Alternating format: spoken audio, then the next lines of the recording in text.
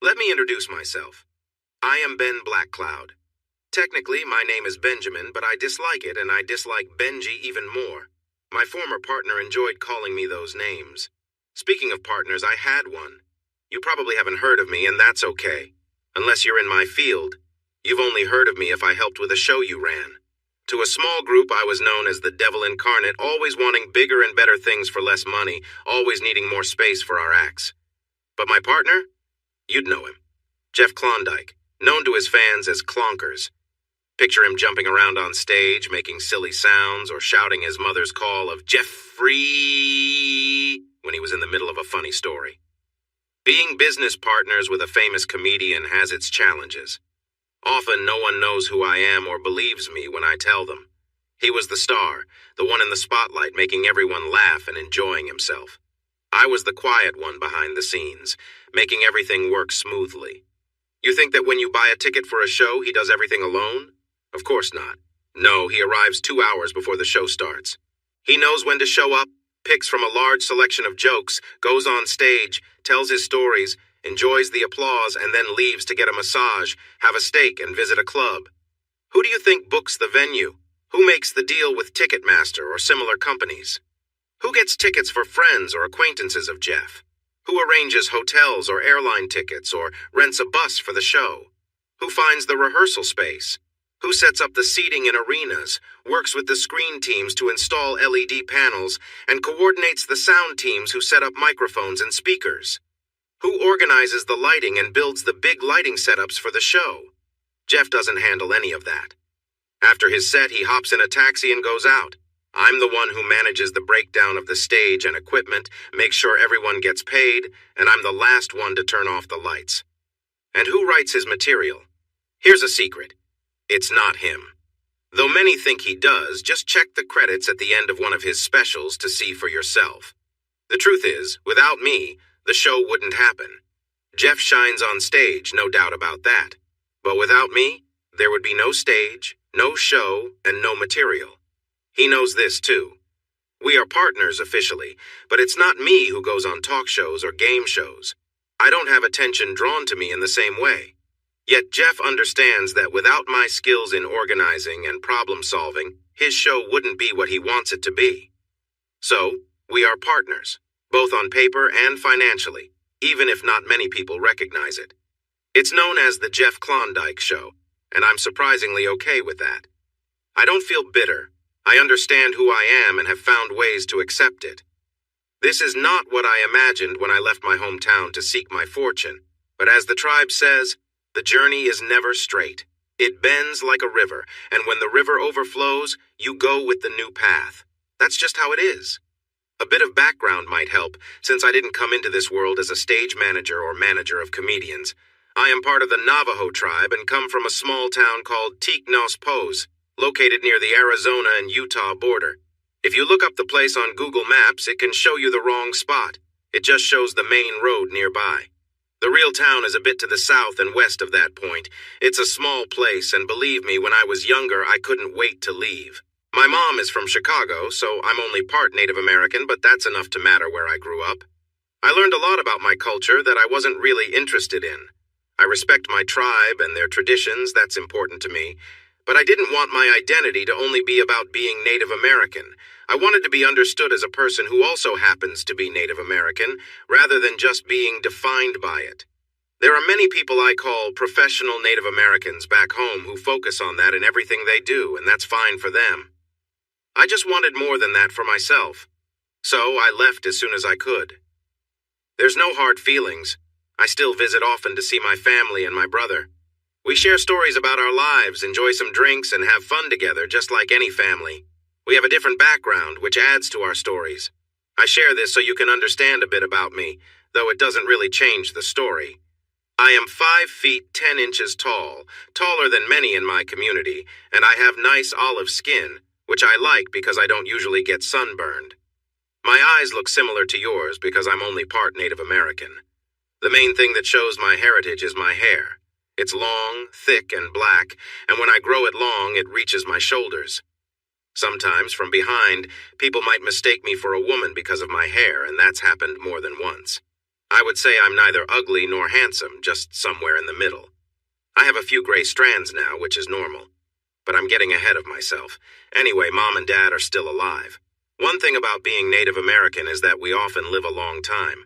Mom is from Chicago, and she's very much a typical city person.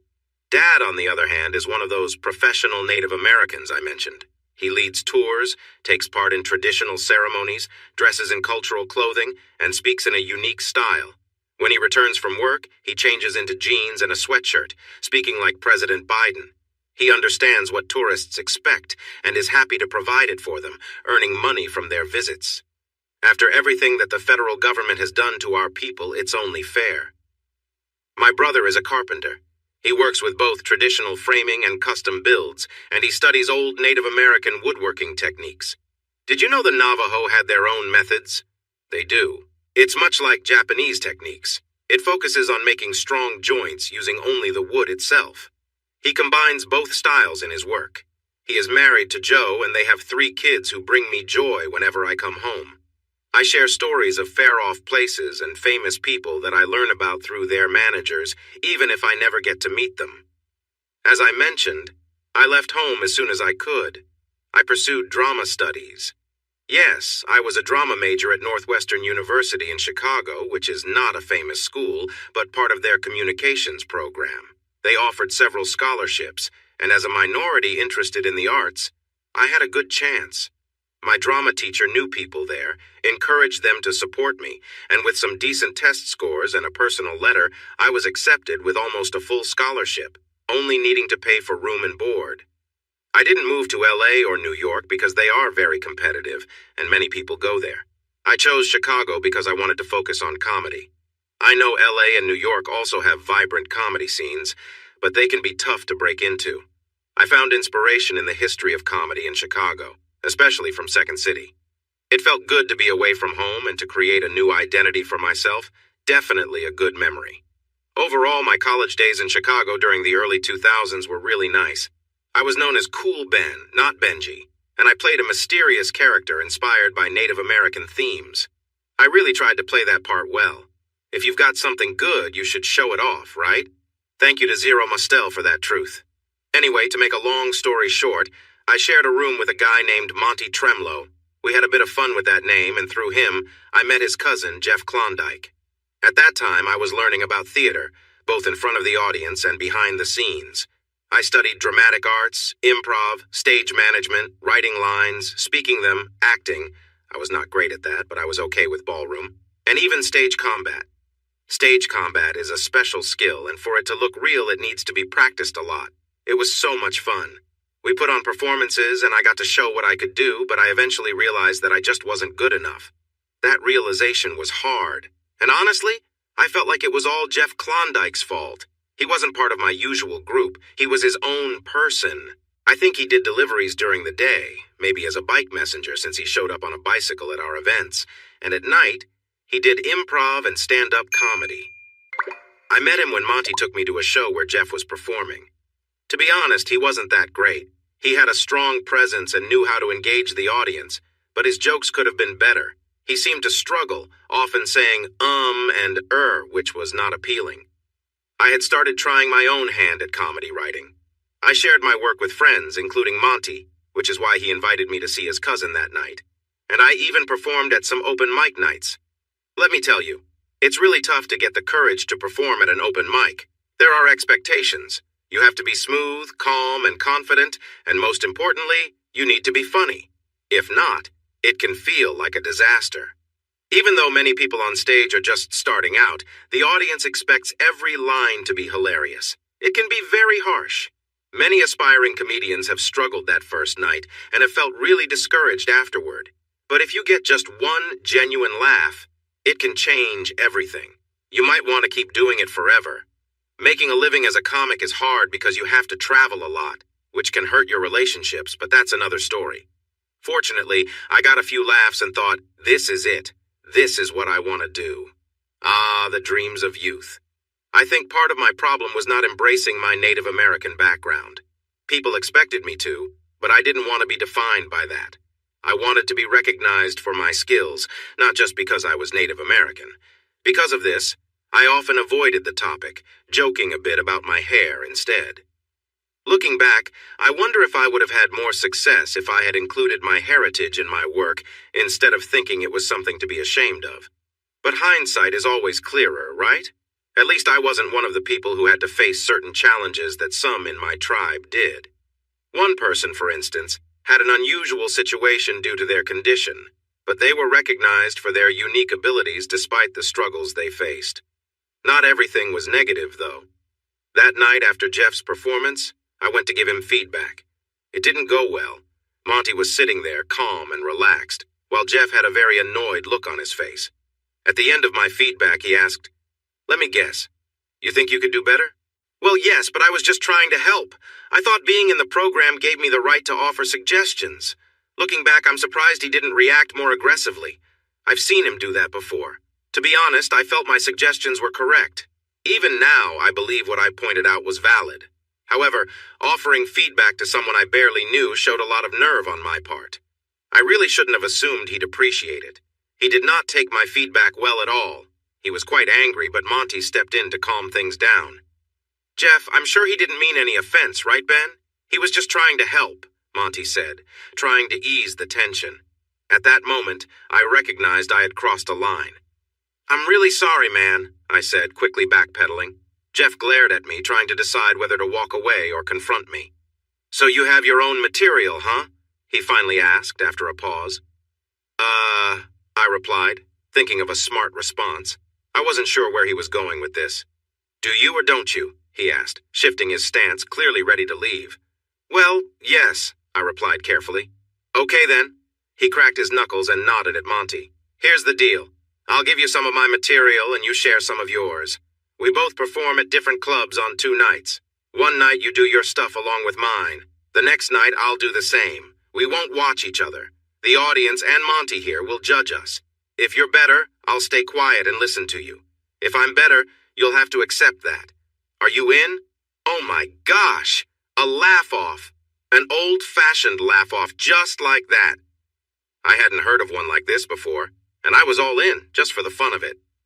It didn't matter so much who won, but it would be nice to show him who was better. I pretended to think it over, even though I was already excited. Of course, I wouldn't share my best material. There was no reason to make it hard for myself, and I was sure he'd do the same. It would be silly not to. But yes, this was a great idea.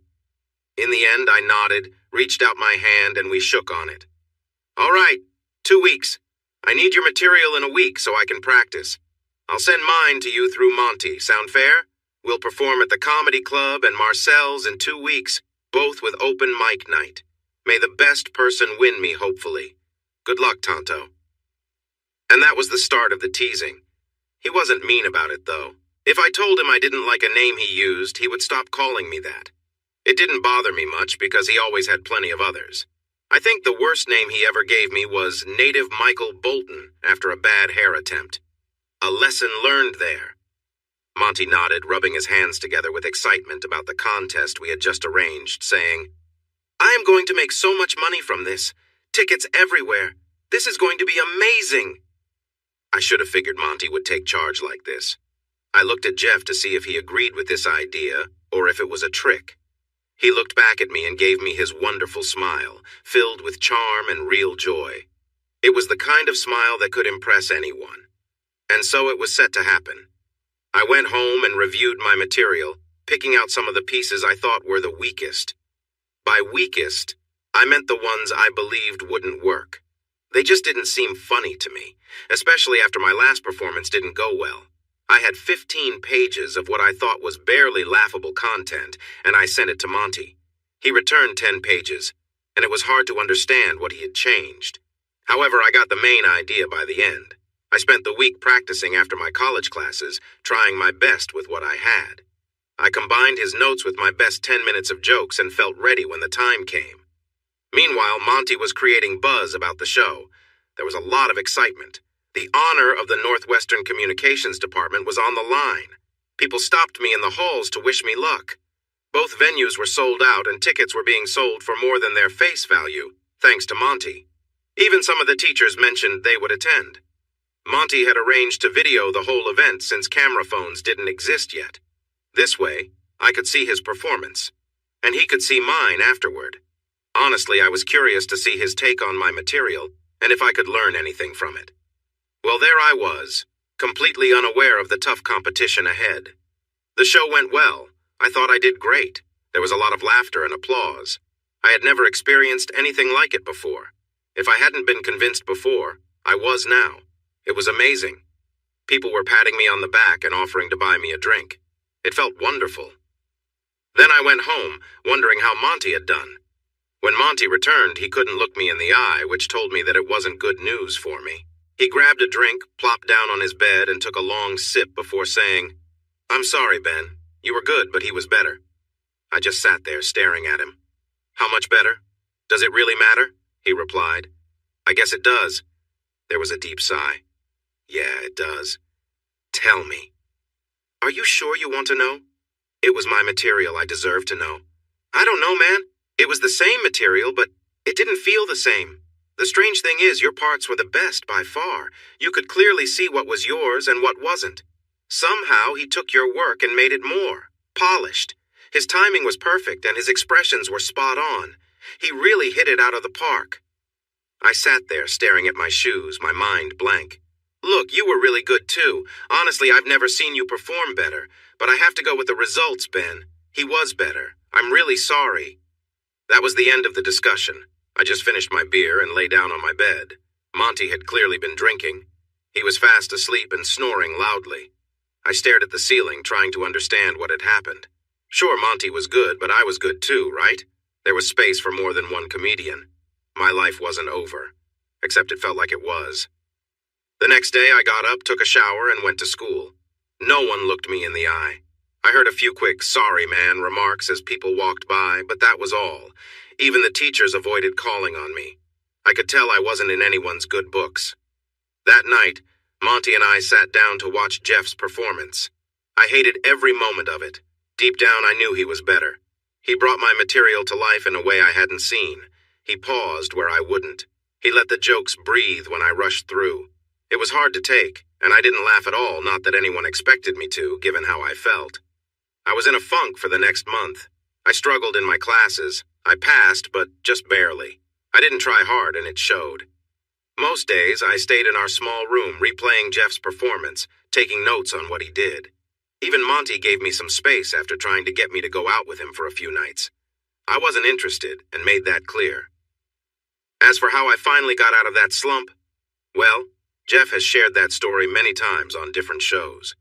His version isn't quite right, so here's how it really went. There was a knock at the door, and I didn't want to answer it. Then I heard a high-pitched voice say, "Candygram! Candygram for Mongo!" Of course, I had to open the door for that. Blazing Saddles is such a classic. It's amazing it was made at all. Jeff stood outside holding a 12-pack of beer. He's always been a bit of a tightwad. "Are you busy?" he asked as he walked into the room I shared with Monty. I never understood why he asked that. I stayed by the door, watching him flop onto the bed, opening a can of beer and saying, "Come in, why don't you? Oh, wait, you already did." "What are we watching?" he asked, glancing at the TV. "Wait, is that my performance?" He looked confused. "Why are you watching this? Don't get me wrong, I did great, but why? Oh, right, getting some tips, I get it." He even made finger quotes around tips. At that moment, I felt frustrated. "You really want to know?" I asked him. "Sure," he replied, leaning back and gulping down more beer. What can I say about Jeff Klondike? The guy could really drink, and what's really frustrating is he never gained any weight. "Fine." I clenched my teeth and sat on the edge of the bed. I rewound the tape and grabbed a drink for myself before starting it. Then I broke it down. I found something to critique in almost every second of his set, pausing to highlight things on the screen. I pointed out all the ways he could improve, where he should have paused or moved differently, and the moments in the story that could have landed better. I went through everything I could think of after watching it many times. Just like I had to be honest about my own work, he had to accept my feedback. It was clear to him. I even showed him how to improve his performance using my material. I did this because I was frustrated with his laid-back attitude as if he didn't need to try. But he really did. And then, once he really put in the effort, he would be unstoppable. That was the hardest thing to accept. He knew it too. After I shared everything I wanted to say, he simply mentioned, "Wow, that was incredible. I haven't even watched your set yet." Great. By this time, we had both enjoyed about 5 drinks each, and I had to take a quick break. When I returned, he was watching the show again, this time with more focus. "So," he started, in the way that tipsy people do. "Wondering." "Wondering what?" I asked, opening another drink. "So, I hear you've given up on performing?" I stared at him in shock. He wasn't even in the Northwestern program, yet he somehow knew I was not putting in much effort. I must have been slacking off more than I realized. "What if we partnered up? You write and critique while we practice together. You help me improve. Honestly, your stuff is better than mine. Together, we would be a great team. Sure, you might not be performing as much, but from what I hear, you've stepped back from that anyway. We could team up 50-50 or 60-40. You write, help me get better, I perform. We all benefit. Just like the famous partnership of Elton John and Bernie Taupin. What do you think?" And that, dear reader, is how the Black Cloud Klondike partnership began. Just like that. Yes, Black Cloud is important, even if you don't know about the partnership. I didn't answer him right away, but thought about it for a few days. I talked to Monty and some of the teachers. They all said the same thing. I was good, but he was great. Together, we could be amazing. But I shouldn't give up my degree. I should finish that first. I could write for the next year and see if I could match his success. If I could, the future could be exactly how I wanted it. How great it would be depended on how hard we both worked. The problem was, I didn't really know him. I had met him briefly once, seen 2 of his stand-up shows, and had one wild night where I tried to criticize him to feel better about myself. Did I really want to partner with someone I didn't know well? So I decided the best thing to do was get to know him better. I called him and invited him over to work on some material together. The more we did that, the more I would learn about him. Or I could just ask him directly. When he came over for the first time, he brought beer since Monty was out that night. He mentioned something about a dance show. I asked him straight up about himself. It was important for me to know him better to create the right material for him. "What do you want to know?" he asked with a smile, opening a can of beer. We were stepping up our beer choices slowly. "I don't know. What do you want to share?" I replied, turning the question back to him. He scratched his chin, took a sip, thought for a moment, and then said, "Well, I have 2 brothers, one older and one younger, and a young sister who was a surprise. I'm 24. I moved out 3 years ago. I've always wanted to succeed in comedy. My heroes are comedians like Richard Pryor and George Carlin. I loved their albums when I was growing up. I really don't like boring physical comedy. The Three Stooges and Mr. Bean are not for me. Stand-up comedy is tough, but if you can do it, you can do anything. I'm not into acting in movies, but I wouldn't turn down a TV show if it was designed for me. I enjoy political humor and like to poke fun at both sides. I dislike people who are against others for their identity, respect women, don't see myself having kids, and I don't want to work in a place like a strip club. My first girlfriend was a dancer, and I saw what it was like, and it wasn't good." He took a deep breath and had another sip. "What else do you want to know?" Let me think. Are there any topics you wouldn't want to touch? Like religion or anything else?" I asked, intrigued. I often preferred to avoid certain topics, but you never know what others want to discuss. "Not really. I wouldn't intentionally pick a fight over things, but if it's in the news, I might speak up. I don't want to be unkind just for fun, but I also won't hesitate to say what I think, you know?" "I see. So, you're okay with making a few enemies along the way?" "Well, it didn't hurt Rosie O'Donnell, did it?" "Good point. If you have a touring show, are you thinking about a theme?" He scratched his head. "What do you mean?" "When big comedians go on tour, they often have a name for it, usually centered around something. A main idea they want to share. The jokes or stories connect to that idea. Sometimes it's more obvious than others, but the most successful ones have a clear talking point for interviews and such." I did have some knowledge on this. I hadn't really thought of that. Right now, I'm just going show to show, trying to find what works, he replied honestly. At least he was sincere. "We can think about that later. It's not something you have to decide right now," I said. "What about your family? Can you share stories about them? Will they be upset? He shrugged. I'm not that close with them, to be honest. My parents are true hippies, and they couldn't wait for us to move out so they could go back to their old ways. Last I heard, they were living in a commune in Minnesota. I made a mental note. That sounded like a rich topic to explore. So, do you want to tell jokes? Share puns? Be more of a storyteller? What do you enjoy the most? This was getting to the important stuff. A comedian's talent lies in how comfortable they feel doing what they love. There are different ways to be funny. Some tell jokes. Some share stories with humor woven in. Others observe life and point out its oddities. Bill Cosby was known for that. Eddie Murphy mixes storytelling with traditional jokes. Tim Allen portrays a real man who often makes mistakes. He plays a character just like Larry the Cable Guy. Interestingly, he sounds quite different when he's not in character. You can check out Daniel Whitney on YouTube, which is Larry's real name, and see him talk in his normal voice. I've met him a few times, and he's genuinely nice.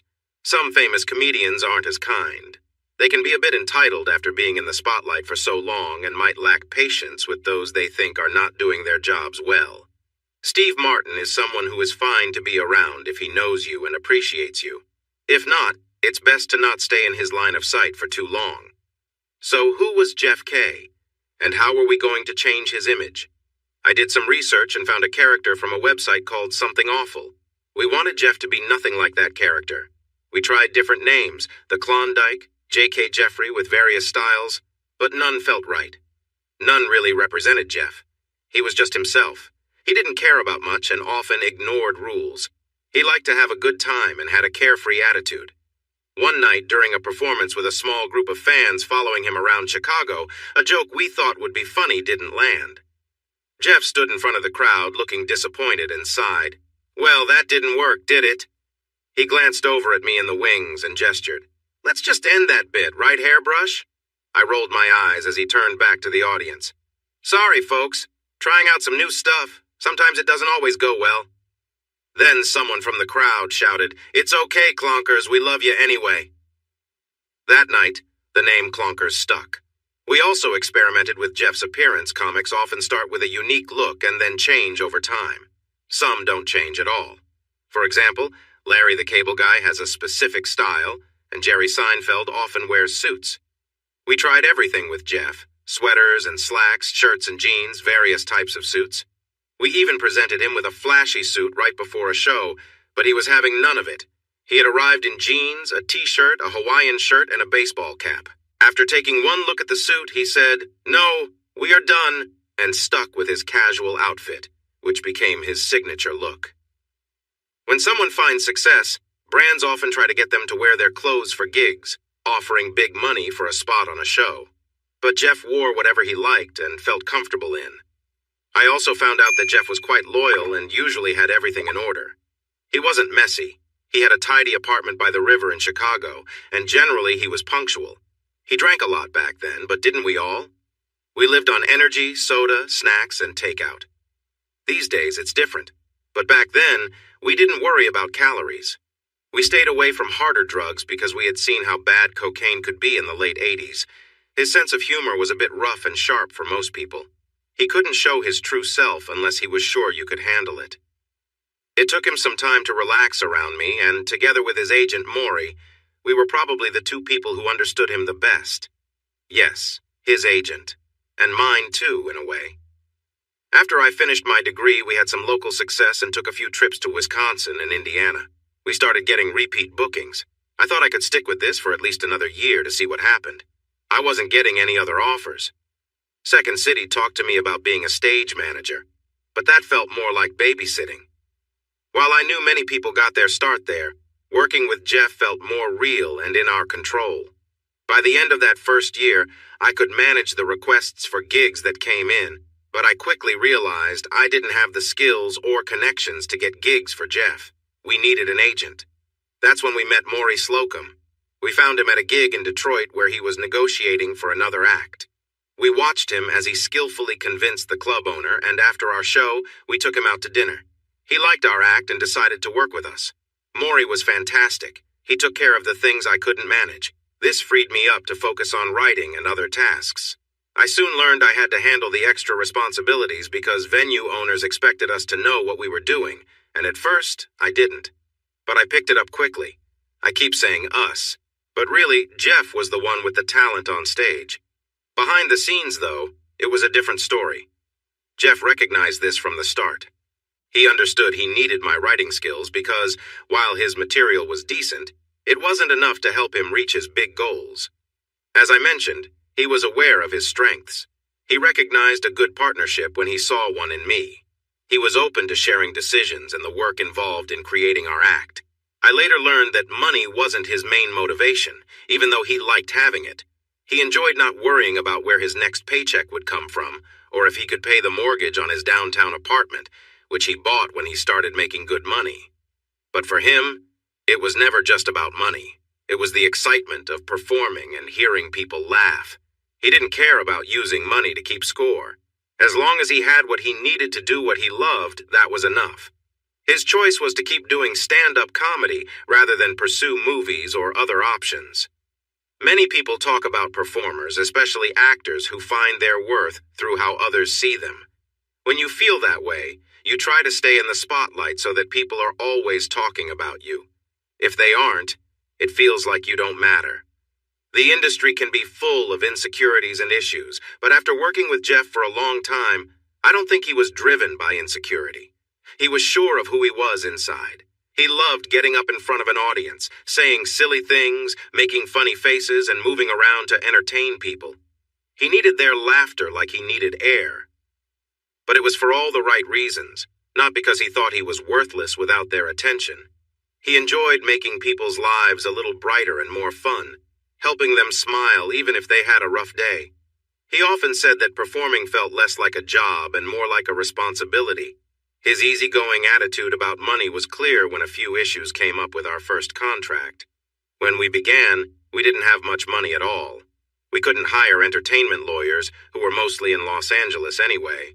We went to a regular lawyer to set up a contract because we knew we needed to make our partnership official, and we even formed a company, BK Entertainment Inc., where my name came first.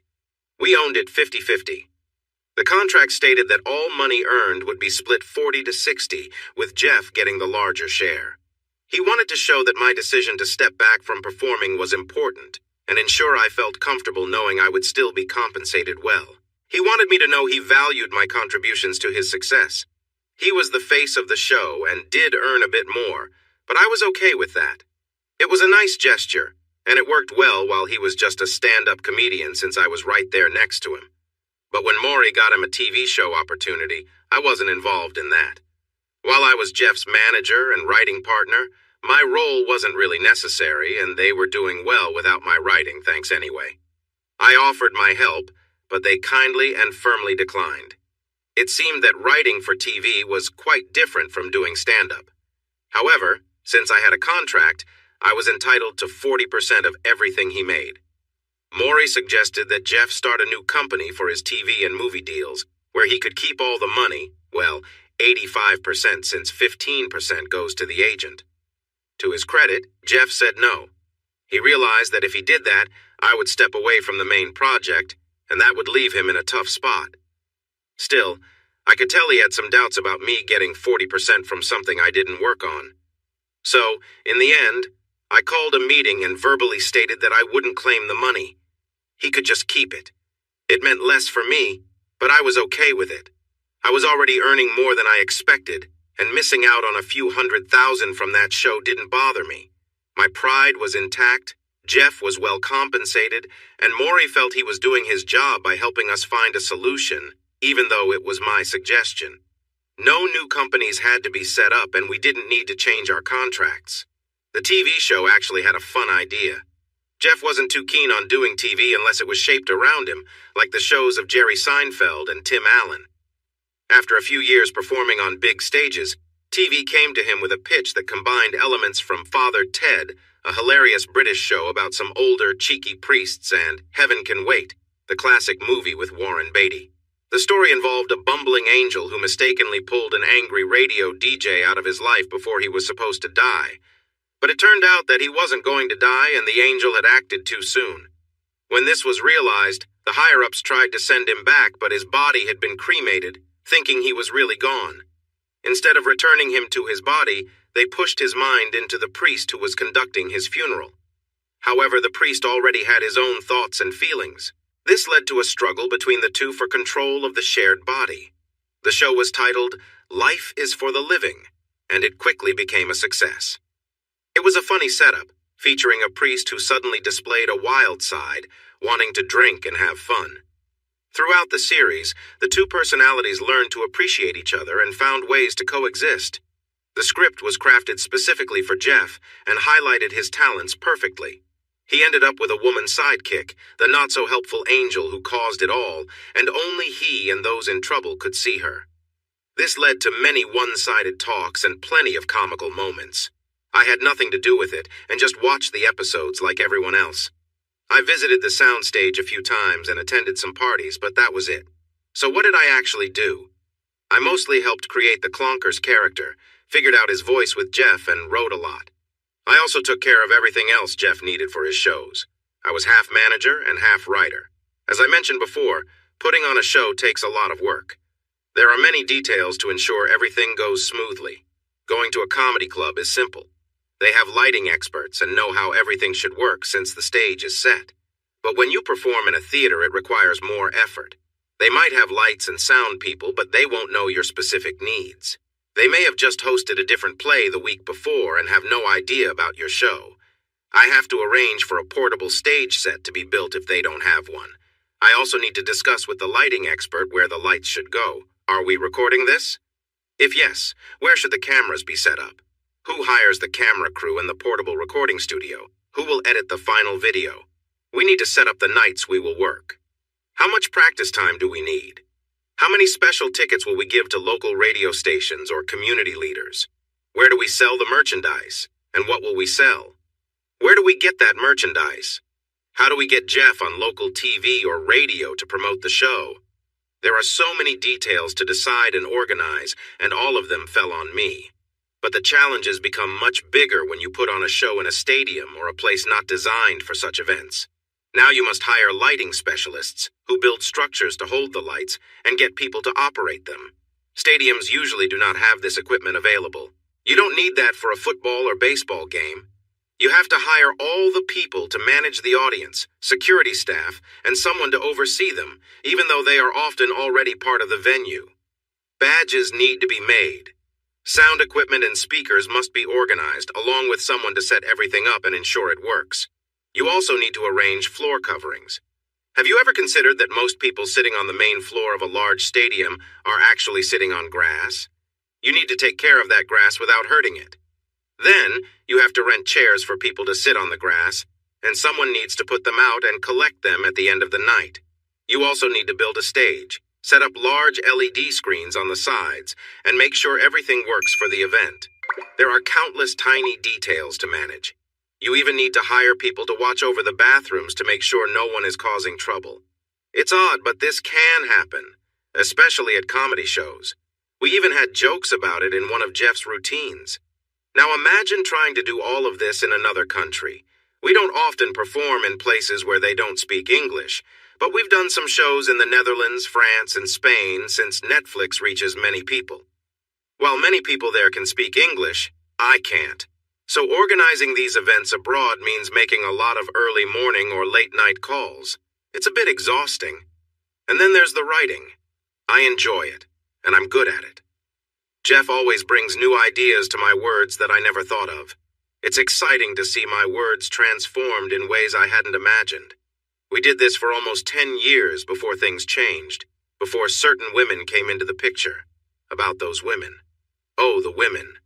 I should clarify that we weren't single before these women appeared. Not at all. A working comedian getting laughs can almost hear the excitement as he steps on stage. Oddly enough, I was better at meeting women than Jeff was. It was strange, but he didn't have much charm. To be fair, once we started doing well, he didn't really need any. Still, he struggled to talk to women and didn't always know what to say. When a woman would speak to him, he often turned into a character he played. I wondered if he thought that was what they wanted or if he just didn't know what to do. Probably a bit of both. But I can tell you that hearing the same jokes you wrote years ago get repeated to a new audience can be tiring. It wouldn't bother me so much, but he kept picking the same jokes over and over. As for me, since I wasn't on stage and famous, I had to put in some effort. When I was on my own, I played up the image of someone who understood the secrets of the land, a role that seemed to work for me. It was easy to make love seem like a big mystery. A few hints, some cautious words, a lot of simple sayings, and some quiet, intense looks made it all feel special. But really, there isn't any secret knowledge. We, as people, often struggle with love and relationships just like everyone else does. But women didn't see it that way, and I wasn't going to clarify that. You use the advantages you have. I quickly learned to avoid talking about Jeff or my job. Mentioning them would surely lead to, what's he really like? Which would jump to, can I meet him? That would ruin the night for sure.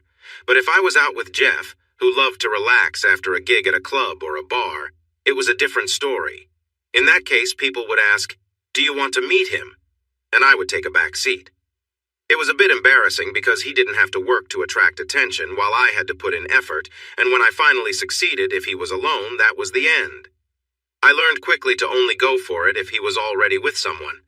That was the best situation because I could introduce the girl I was talking to. Russell Howard taught me that phrase, by the way, and she could see what was happening and would often turn back to me. It was all very situation-based, but it worked for us. And let me tell you, only staying in one place for a few days helped prevent anyone from getting too attached. It wasn't that we disliked women. We just had priorities, and our careers came first. We were connected in many ways. I didn't want him to decide we had to settle down, just as he didn't want that for me. To be clear, being a comedian, whether just starting out or successful, means travel is a big part of the job. It's just the way it is. Like musicians in the beginning, travel is key for gaining exposure. Bands focus on their albums and tours help with sales. But for a comedian, the performance is the main product. While you can record shows, the truth is, most people watch those videos just a couple of times, unlike music that can play all day without getting old. There are two types of comedian tours. One is the let's find work type, which is what you do when you're trying to make it. The reality is, there often isn't enough work in one place for a full-time career as a comedian. People who don't want to travel often end up working at local clubs. If you want to get noticed, traveling is important. The more places you visit, the better. Perform at clubs, do local TV shows, and find any way to get in front of others. The more clubs you perform at, the more people will come to know your name. It may not always be obvious, but if you show up on TV, folks will think, oh, I remember that person. They'll share that with others. It makes them more likely to watch you again, especially if they've seen you before. It's an interesting cycle, but it works. Comedy clubs need fresh talent with new jokes to keep customers coming back. There is always a need for new comedians. Another part is preparing for a tour. Many comedians try new material in smaller clubs while on the road.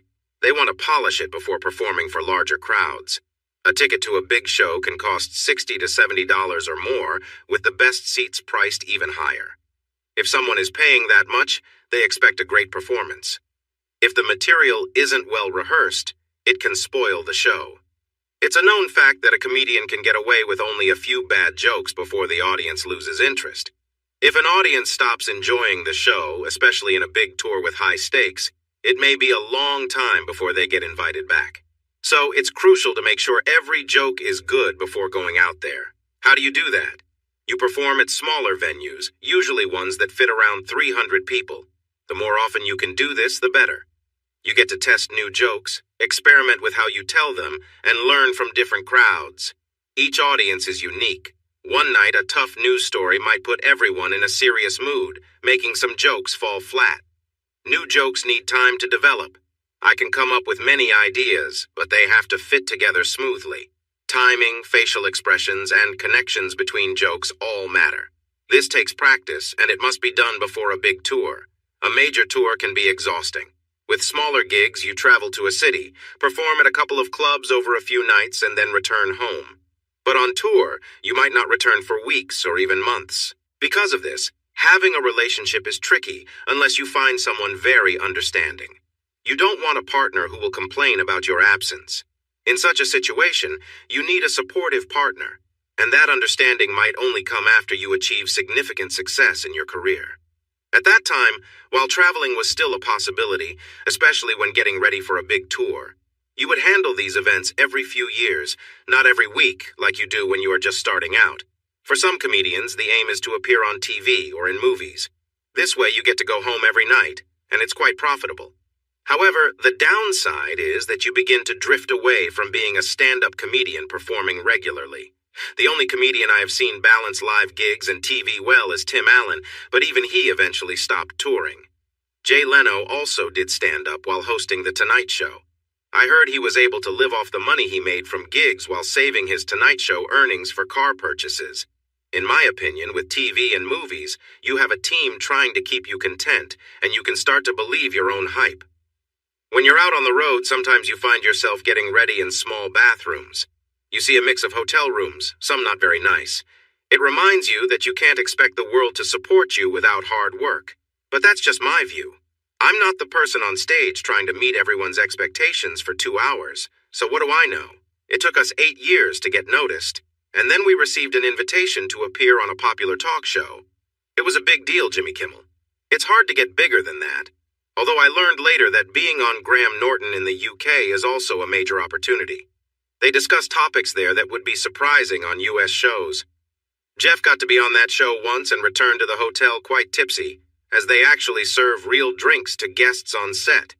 That would never happen back home. He had a 5-minute spot on Kimmel, and I was backstage enjoying the atmosphere. There were some wonderful moments shared with our family that night. We felt great about it. This led to invitations for a few game shows, which is terrific for getting noticed. We believed we had 6 months to ride the wave of excitement and then launch a national tour. I didn't fully understand the amount of work ahead, though I knew from other managers that we needed to do it, but also hire help. So, we did. It took 6 months of performing in smaller clubs to gather enough material for a 90-minute show that we both felt confident about. Now let me tell you, organizing a big tour costs a lot. It's not just about reserving a venue and paying later. You have to pay up front. We needed nearly $10 million to fund our first tour, which we jokingly called the Can We Do This Tour. Officially, it was known as the An Insecure Man Tour. Here's something else we discovered. Streaming services like Netflix, Amazon, and Hulu, they don't want to know about a special project until you've already had a successful tour. So much for thinking it would work that way. Later, we found out they don't pay you in advance only after you finish the project. All the risk is on us. In the end, the only group interested in us was Sky News from Europe, which was surprising, but we didn't question it. They covered half our costs, and we had to take out a loan for the rest, which was quite a hassle. Have you ever gone to a bank and asked for a loan for a tour? No security? And as a Native American, it's tough. Take my advice. Avoid it if you can. We ended up getting a loan from a Saudi bank, which bothered me a lot, but we couldn't find money from anyone else, so we took it. Fortunately, the tour was a huge success. We made 3 times what it cost to put on the show, so we paid back the loan, covered some interest, and I took home 40%. Sky got its exclusive story, which helped us gain recognition in Europe, so everything turned out well. We also got paid for the special project, too. We had made it. Now people were inviting us instead of us searching for opportunities. It was an exciting moment, and there were some nights in Vegas that I can't remember too clearly.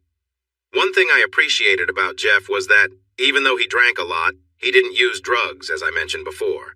Not even stimulants, as Jim Carrey calls them. It's interesting how some people's stimulants come in small baggies and aren't prescribed. I choose to stay away from drugs, too. Early on, we tried some weed and edibles, but we quickly stopped. You can't do your best work when you're high. You might think you've created something funny, but the next day you see it for what it really is. So we cut back, and I was happy about that. I've seen many Native Americans struggle with alcohol and drugs, so I steer clear of them. It's not for me, and it won't be. Now back to the travels. You get the idea that we moved around a lot. It's part of the job, like I explained. Sometimes you need to understand why we do what we do. People often ask questions about the background in stories like this, but I think it's important to explain our motivations. It helps prevent questions later on. As a result, while there were willing people wherever we went, We both made sure to stay safe and used protection. We didn't need any health issues from casual encounters or to deal with any surprises later. So while we enjoyed some company, we were smart about it and cared for our own well-being. I learned a lot during this time, that's for sure. What each woman wants can be very different. Sometimes she might not even realize what it is, or she does know but won't admit it. I often heard the phrase, "Only bad women do that," even though deep down she might wish you would. She just can't allow herself to feel that way and look at herself later. Both Jeff and I made an effort to avoid women who were married, but I was more careful than he was. Jeff would check for rings but wouldn't ask any questions. As for me, I would ask and try to learn more. I didn't want to step into someone else's relationship. I know it sounds old-fashioned to say a woman belongs to another man, but I feel it's about respecting someone else's commitment. If I were ever married, I would want that same respect. There were times when I was talking to a woman and things were going well, but then Jeff would show up. It could be at the same club or just to say hello, and suddenly the attention would shift to him, and I was forgotten. It was never done on purpose. Sometimes Jeff would check in and ask, "Is this okay? You aren't upset, are you?" And that question was tough to answer.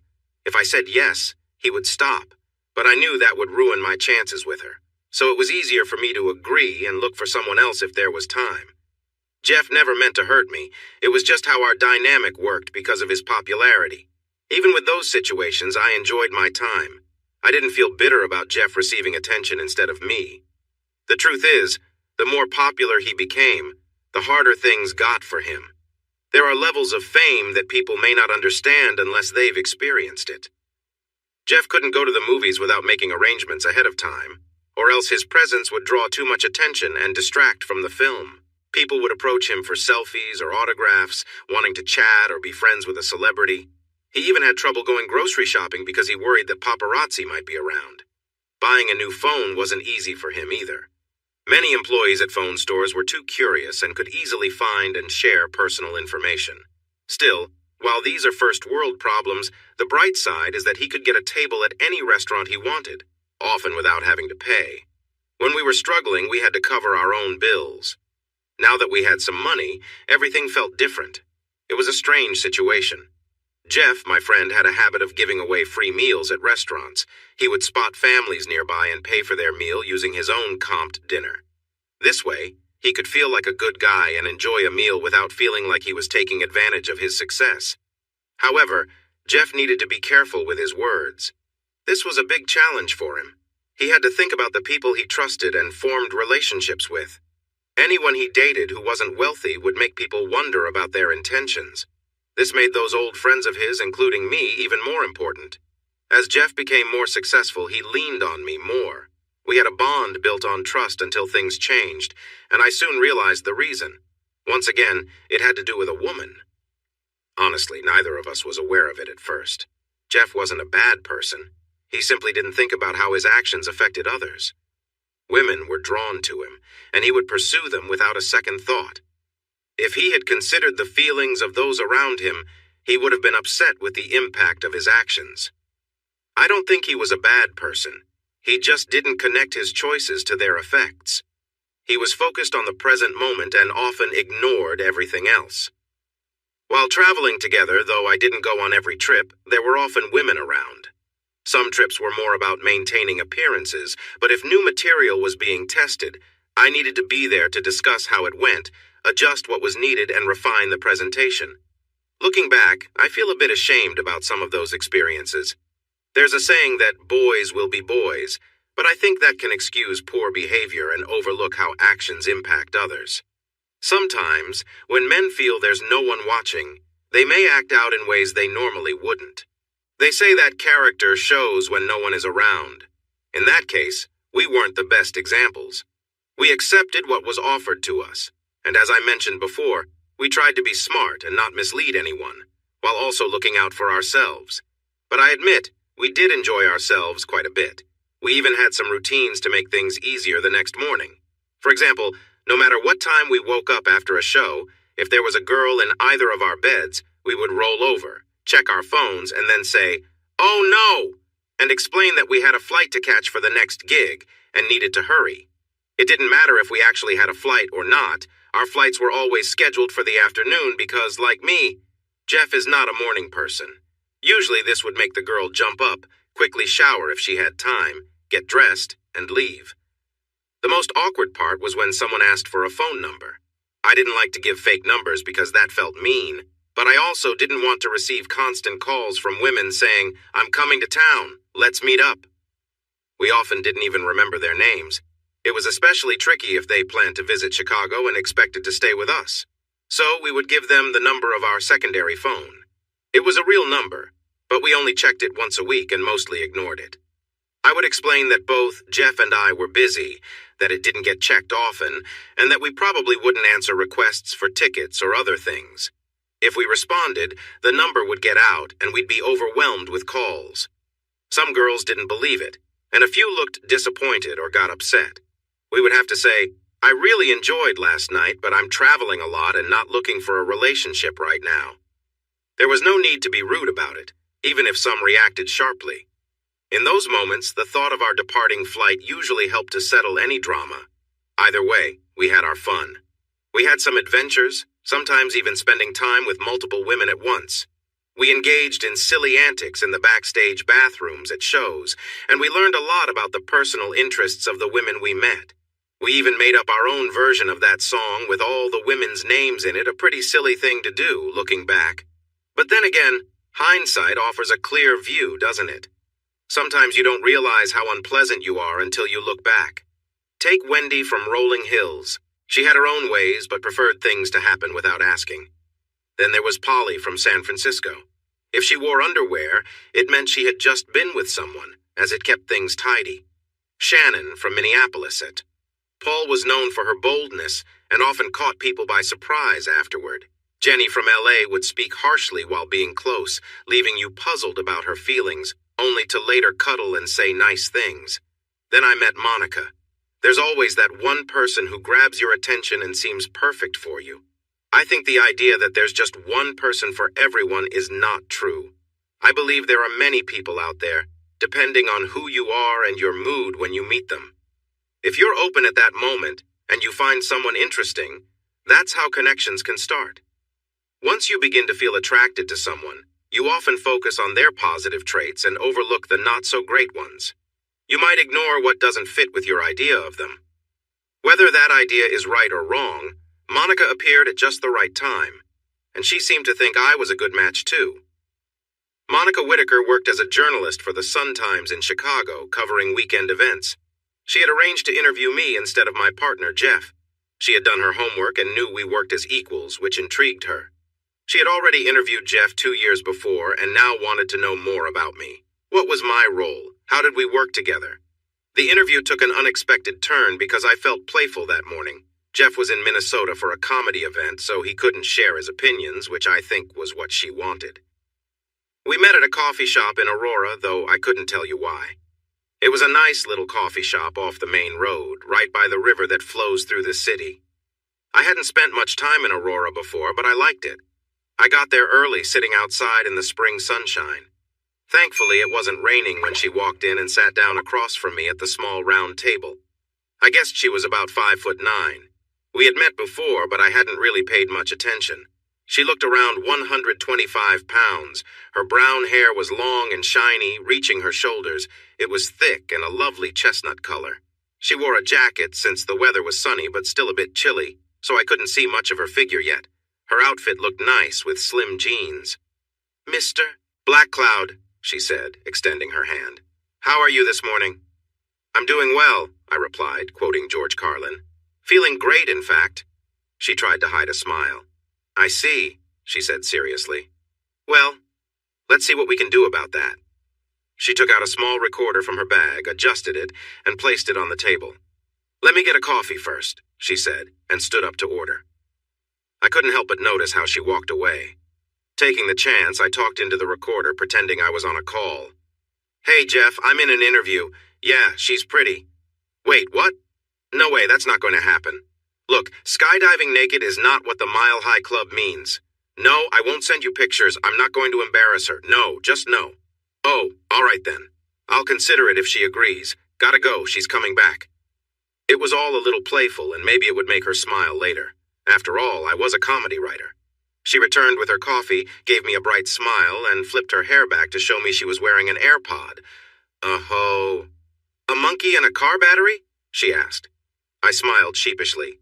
His idea, not mine. You usually need to answer your phone to have a conversation, she said, now grinning widely. She had a beautiful smile, with dimples that made her face light up. I felt a bit embarrassed.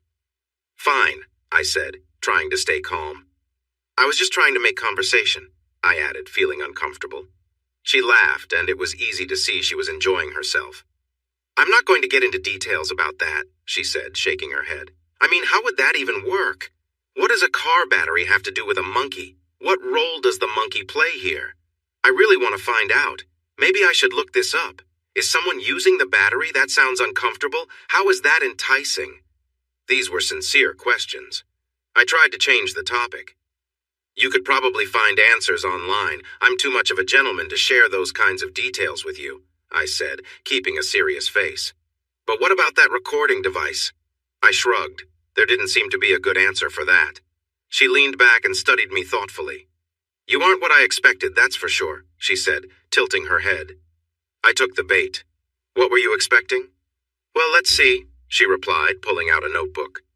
Third in your class at Northwestern Communications. Part of the Navajo tribe, though it seems you aren't too eager to talk about it.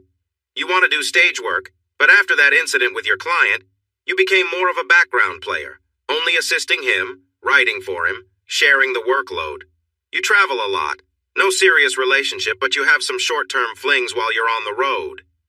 She made air quotes when she said short-term flings. I would have loved to know who mentioned that. You have a nice 3-bedroom apartment just west of the Loop here in Chicago, a brother back at the tribe, you visit your parents regularly, you are definitely not gay, and you have great hair. Am I right? I nodded, but added, that still doesn't really explain what you expected, does it? She felt quiet for a moment and then said, honestly, I'll leave this part out of the interview, but I imagined you more like a follower. I mean, it's rare in the comedy world to see someone have such a close bond with the talent without having some sort of advantage. But you're not like that, are you? You really want to help him succeed. I just shrugged. I didn't know how to respond without sounding self-centered. I didn't like the idea that I was just there to enhance Jeff's success, no matter how accurate it might be. But why? My notes say you didn't know Jeff at all before that competition, and then suddenly you're inseparable? Why did you set aside your own dreams to help him achieve his? She was determined and curious. I sighed. I disliked discussing this topic with anyone, even my family. Trying to explain was tough. Most people didn't understand, and things rarely looked good when everything was laid out. Honestly, he's just better at performing than I was. It's really that simple. The truth is, Jeff has his faults and weaknesses. I think he would agree with me on that. Jeff is down to earth and aware of his shortcomings, and he knows that I help cover them up. If we were on our own, we would both be okay stand-up comedians, but probably not much more. Together, though, we create something special, even if I say so myself. We've found success, so it shows. I'm not trying to be boastful, just explaining why I support Jeff's skills over my own. He shines on stage, and that's what matters. But I play a part in making him better. I paused, careful with my words. I didn't want to speak badly of Jeff. He would see this interview. I also needed to answer the question without too much, he's not good at this, and I'm great at that. Fans prefer their heroes to be well-rounded and talented in everything. Both Jeff and I have hopes and dreams. We both understand that working together makes us more likely to reach those dreams. So we collaborate. I do my part and he does his, and we meet at all the right moments. I hoped she would catch on, but she didn't. She had good instincts, but needed more experience. She sensed I was avoiding something intriguing, but did not understand to let it go. Where exactly do you fit in? What do you do that he struggles with? Why does he need you, plainly? She leaned in, looking curiously. I hope you don't mind, but I'm not going to answer that. Not because there isn't something, but out of respect for my partner. That question, especially how you asked it, could upset our fans and our relationship, so I'm going to pass on that. I was firm. If it made the interview more tense, so be it. He was my partner, she was a journalist. My loyalty was to him. She thought about my answer and then nodded. Fair enough. I understand your point.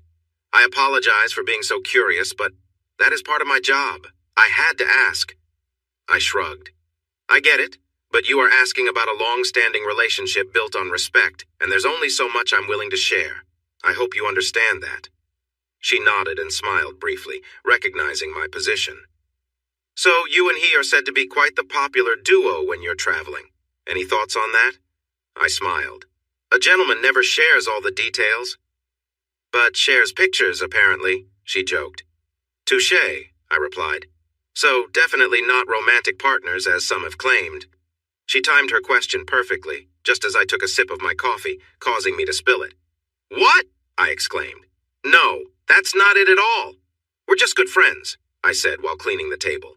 I paused and looked at her. Where did you hear that? I asked, a bit annoyed. Oh, I can't tell you my sources, she replied, a sparkle in her eye. But when there's competition, rumors start flying. Still, I thought. I mean, I could do worse, right? Jeff Klondike is a handsome man. It would be interesting to see if there's more to that nickname of his. If she could make comments, so could I. Handsome? She laughed. Not really, he's just average. I like my guys dark and mysterious with long, beautiful dark hair. Wait, what? Is she flirting with me? Besides, I can't picture either of you as the one who takes charge in that relationship. That was true enough. Then I said something silly.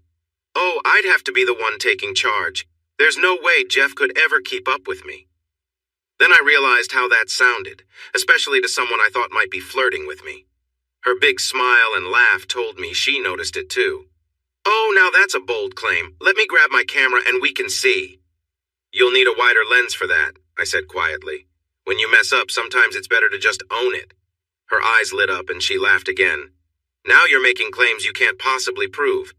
Besides, can you hammer a nail through a board using just yourself? No? Well, a girl has to have her standards. That was a great line from a movie, and it made me realize she had a good sense of humor and enjoyed cheesy films. I grinned back. A man has to keep some secrets. Our conversation had shifted from questions to playful flirting. You're charming. All right, back to the questions. Can I do a quick side question? What do you mean? I asked. Well, what are your plans for the day? What's next for you? Is it about work with Jeff? I was surprised and needed a moment to think. I had a few tasks lined up for the day. Well, I need to meet with the architects who are designing our stage for the next tour. I have to check in with the office staff about booking Wembley Arena in the UK. I also need to review some designs. And later I have dinner with someone from Netflix to discuss a special they're making in New York. That sounds amazing, she said, excited. Can I join you for those things? I'd love to see you at work and understand what you do, maybe catch you in action. She blushed a little at her last words. I was confused. Why would you want to? It's not that exciting. I can't just sit and watch you write. It's not fun having someone peering over your shoulder, and I know you write a lot of his material. I found some of his shows before you two started dating. A few of his friends have videos of them. I can see that you write a lot of his best material. If you know there are two writers for his work, you could think about what parts belong to him and what parts are yours. Your contributions are the strongest, right? I know you won't answer that, but it's true. Anyway, this is a great chance for me. I can watch you in action, get to know you better, and then write the story more accurately. Yes? Please? I was unsure, but I thought it would be fun to tease her a little. I think you like me, and this is your way of spending time with me, hoping to catch me off guard so you can find out what my secret is. Admit it, you have a plan. She blushed deeply, and then responded with sarcasm. Of course, I can't help myself. You are just so charming. It's really your hair. I can't resist being around you all day. I chuckled at her. All right, if you want to join me, that's fine. It might not be very exciting, but it's your article. And that's how we spent our first day together. Monica claims it wasn't our first date, but I know it was. Later on, she admitted that some of what I said was true. She did like me and wanted to spend more time with me because I was meeting her expectations and she was curious about me. That evening, we had dinner with a Netflix executive who immediately took a liking to Monica and spent the meal trying to impress her. Monica laughed about it afterwards and said, "Good thing I'm not interested," since the executive was a woman. I have to admit, some thoughts went through my head during that dinner. We conducted our business, and after dinner she suggested going for a drink at a place she knew near Diversey Avenue, so we went there. This time I wasn't trying to be invited back to her place. I wanted to learn more about her.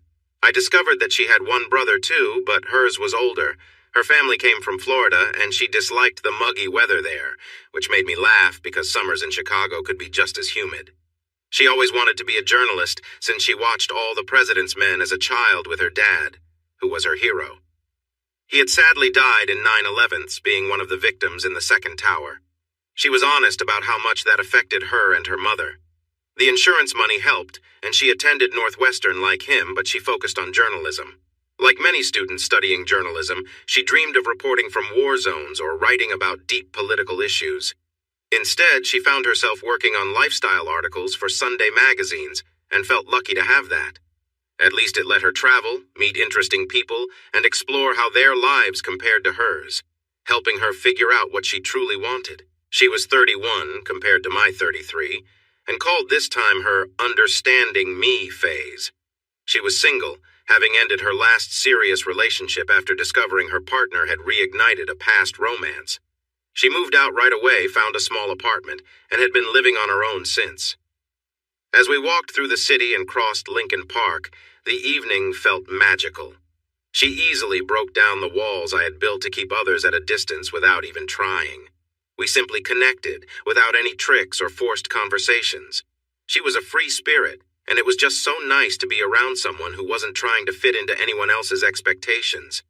She didn't want anything from me, other than a good story.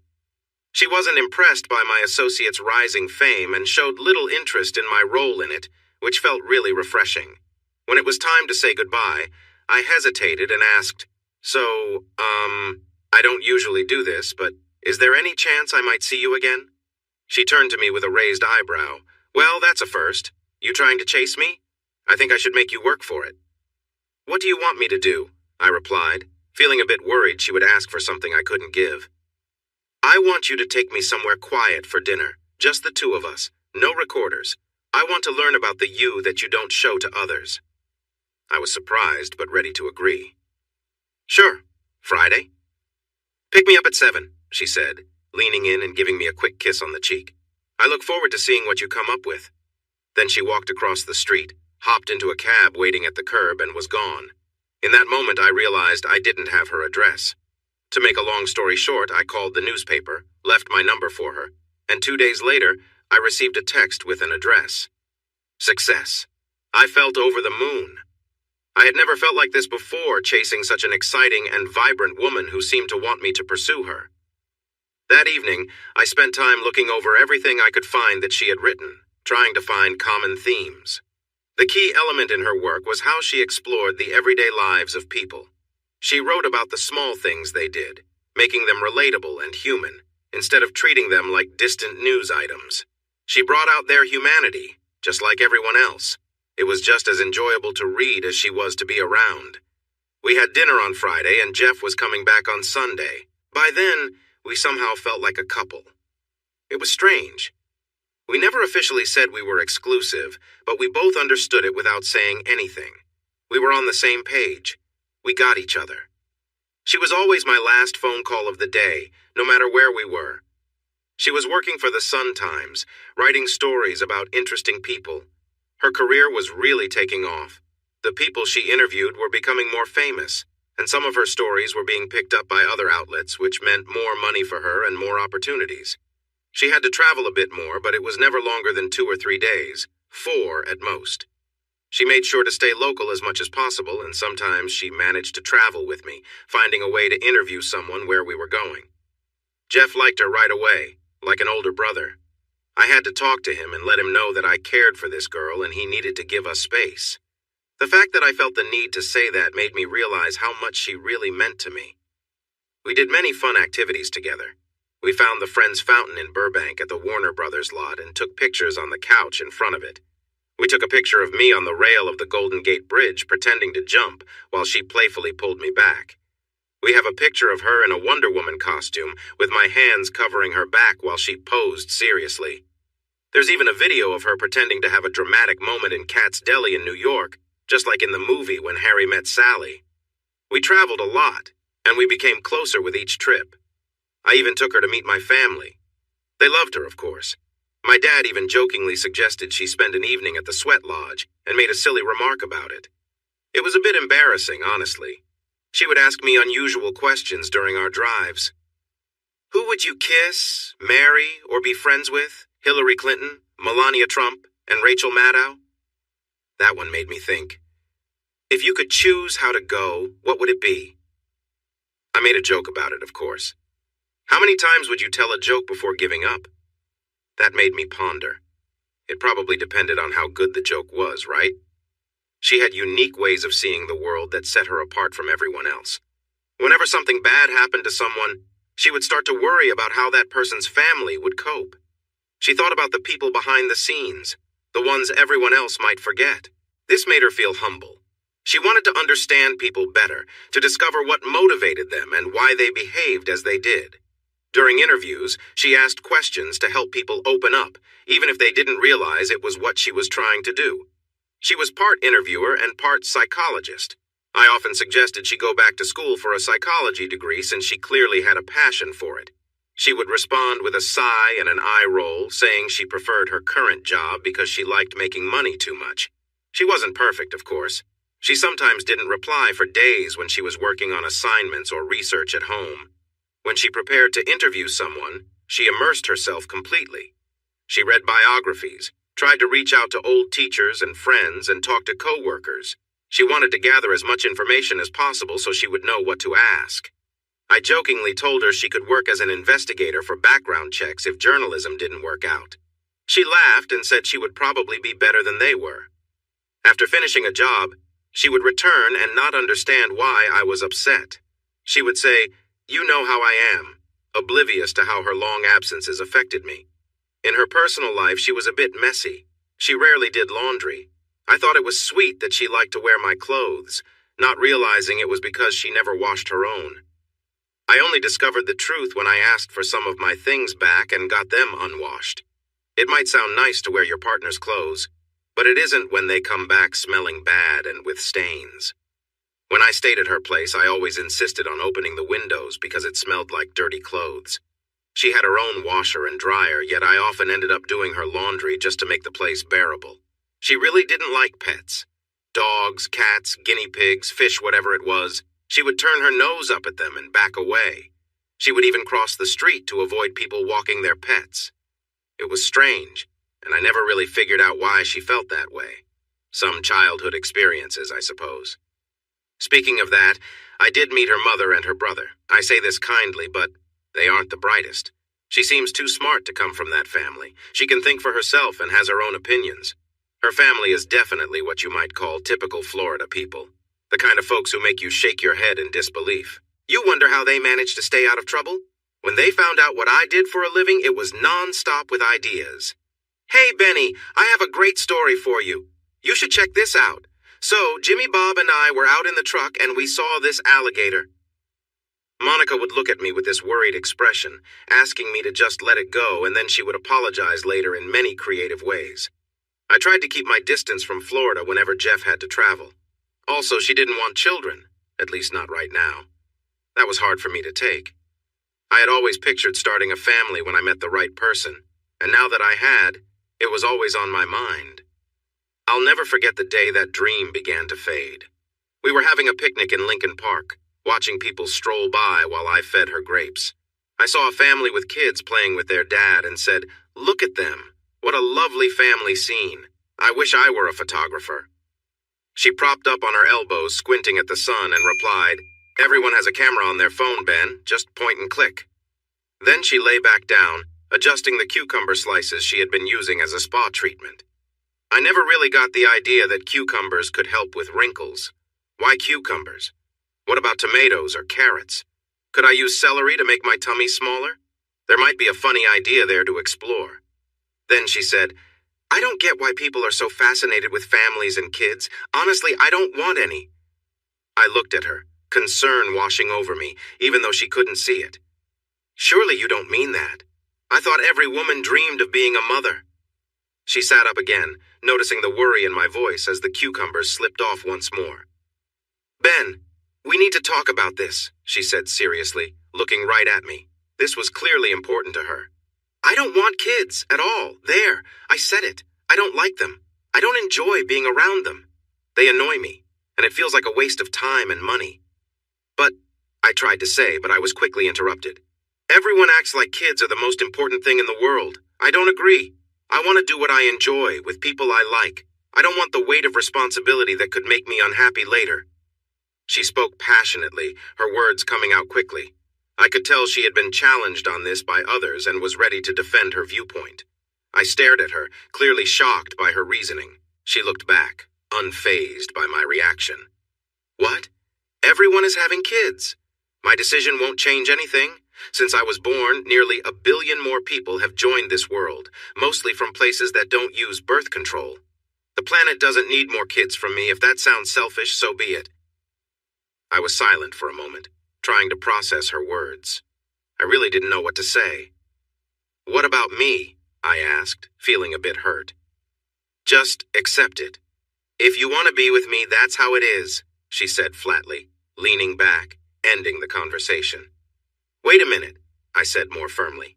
You don't want kids, so I can't have a say? Is that it? I was starting to get frustrated with her attitude. What kind of partnership is that? She sat up again, and I could see concern about us in her eyes, mixed with determination. Ben, I love you. You know that. But I love you, not future kids. I appreciate what we have and don't want to change it. Kids can bring problems. Maybe I'm not expressing this well. She bit her lip, and I couldn't tell if it was intentional or not. She sat up straight, leaned forward, and took my hand. Maybe I'm being too strict. I've faced a lot of pressure about this, especially from my mom. I get that good things can come from having kids, but I believe more challenges also come with them. It's like a gamble, and you won't know the outcome for years. If they turn out to be difficult, you just have to deal with it. I don't want that for my life. I want the freedom to travel and interview important people whenever I want, and changing diapers won't allow that. You? Don't make me laugh. She looked deeply into my eyes, her tough stance softening a bit. I sighed. I didn't expect our day to go like this. You are asking a lot for me to give up, Monica. She sighed and pressed her lips together for a moment. I know I'm asking a lot. It's a big sacrifice, I understand. You need some time to think about it, but this is important to me. We need to talk about this now before we get married. If it's too much for you, then you need to think about what matters more to you. No. She noticed I was about to speak. No, you do. This is a big deal, and I realize that. Just because it doesn't mean much to me doesn't mean it won't for you. I get that. You need to understand what you're getting into. We don't have to decide everything today. Even though it was clear she already had her mind made up. I nodded. Then I thought of something. What do you give up? I asked. Sorry, she replied, tilting her head slightly. You are asking me to give up something important. How do you plan to balance that? What do you mean? She asked, a bit cautious. She realized we might be starting to negotiate, which indicated I was considering her request. I'm not sure. I need to think about what might be worth giving up having kids for. Well, I can guarantee you one thing, she said confidently. And what's that? I asked back. You'd be the happiest husband without kids ever, in more ways than one, I promise. That was certainly something. We left it at that for the day. Later, we talked again, and I got her to say, that's how I feel now. I might change my mind. Women can do that. I suspected she was just trying to make me feel better, not that she truly believed it. What did I get in this deal? I had her love. I wasn't sure if it was worth everything, but it looked like it was the only way forward. The truth was, I either had to accept this or we would be done. I wasn't thrilled about it, but being with her made me happier than I thought possible. So I committed myself to making the best of it. You never know what could happen in the future. I never did get to suggest some of my ideas, though. She was not open to sharing. She clearly told me to forget that thought. Oh well, at least I tried. About 2 years later, I made a big change for her. I accepted that I wouldn't have kids and that she was more important to me than anything else. I was tired of using condoms, and she couldn't take the pill much longer. I learned that there are specific guidelines for how long a woman should be on the pill before needing a break. Other options caused issues for her, So to show her I was fully committed, I decided to have a procedure done. It wasn't so bad and got better in a couple of days. There were some funny moments in it too. I thought it was a big, kind gesture, but Monica didn't want to talk for a couple of months after, so there was that. Anyway, putting those problems aside, we were perfect for each other. We fit together really well. The time we spent together was wonderful. Monica loved to be creative and playful, even in public. She always wanted to have fun and often took the lead. I remember coming home upset because someone at work was being unreasonable. Monica would listen to me moan, and she'd smile as she helped me relax and forget about my bad day. She was great at making me feel good. I know she learned to please me because she wasn't very good at first, but over time she asked me what I liked and practiced so she could get better. For me, it was all about her excitement. Someone who loves making you happy is truly special, and it brings a sense of fun. Monica enjoyed what she was doing and really focused on it. She loved to connect with me and showed how much she cared. That was just part of our relationship. I could tell you more, but you get the idea. Life was good. We had some time apart, which made our reunions even sweeter. We both had our careers, and they were both going well. Jeff got offered a TV show, and I was okay with him taking it. It didn't appeal to me as much. I was busy with my own work. Jeff was always performing stand-up, and he was very dedicated. Honestly, it was nice to have some quiet time. I had been busy with Jeff for over 10 years by the time I married Monica. I was looking forward to some time to relax and do nothing. Monica and I moved in together after about 8 months of getting to know each other. It was really her moving into my place since it was nicer. After another year, I decided to propose. She happily accepted, especially since it was a beautiful ring. There were lots of happy squeals and showing off to friends and family. Jeff was my best man. Who else could it be? We got married in front of the Buckingham Fountain in Grant Park in August, just as the leaves were changing colors. The weather was perfect, neither too hot nor too cold, and it didn't rain, which was great. Our wedding even made the society pages because Monica's best friend was the editor there. We did have a prenup. It was normal to have one, especially since I had more money and my house was mine. Monica was doing well in her job, but it couldn't match my income. We both understood each other, so it wasn't a big deal. Jeff and Maury thought it was necessary to protect our friendship, which made sense. Monica didn't mind signing it, so it was all fine. Then we settled happily into married life for several years. But eventually, things changed. During that time, other events unfolded. Jeff reached the top of his career, and we went on a world tour. Monica joined me for much of it, so we were together. It lasted 18 months, covered 6 countries, included 128 shows, and I even started noticing some gray hair. I guess when my hair changed, everyone noticed because it was long and shiny. The silver stood out quite a bit. After the tour, Jeff took 3 months off, and I worked on new material and did some side gigs for him. He returned to work with another season of his show and even acted in a movie, which he enjoyed. Then we did a Netflix special and went back on the road with more new material for another tour the next year. We called that tour The Simple Man's Guide to Life, and Monica came with me for about 2/3 of it. By the end of it, I needed a break, not sure about Jeff. Jeff then went to Cannes and filmed another movie in Spain. He took some time off before returning to his usual work, while Monica and I decided to do our own world tour. We visited all the places we had seen but never truly explored. It lasted 3 months of travel. It was a good thing we didn't have kids or even a dog. That was never something Monica wanted. I started to see things her way, to be honest. Monica was doing really well. She was interviewing important people now and could almost choose who she wanted to talk to. She had reached a point where there were only so many magazines and newspapers that did interviews places like Playboy, the New York Times, and the Atlantic. She even got a chance to be a fill-in host on a popular talk show, but after a few tries, she felt that being on TV wasn't really her style. She believed she was better at getting stories from people than being interesting herself. I disagreed, but it was her life, and she seemed happy with it. Then, when he returned to Chicago, Jeff made an incredible announcement. He had met and fallen in love with a woman while in the south of France, and now he was going to marry her. This woman had even followed him to his work in Spain. I couldn't believe it. Jeff was known for enjoying his single life and the freedom that came with being famous. The guy who never seemed interested in settling down was now in love. I would have thought it impossible if I hadn't met her and seen how he acted around her. Her name was Jemima DeLura, and she was from South Bend, Indiana.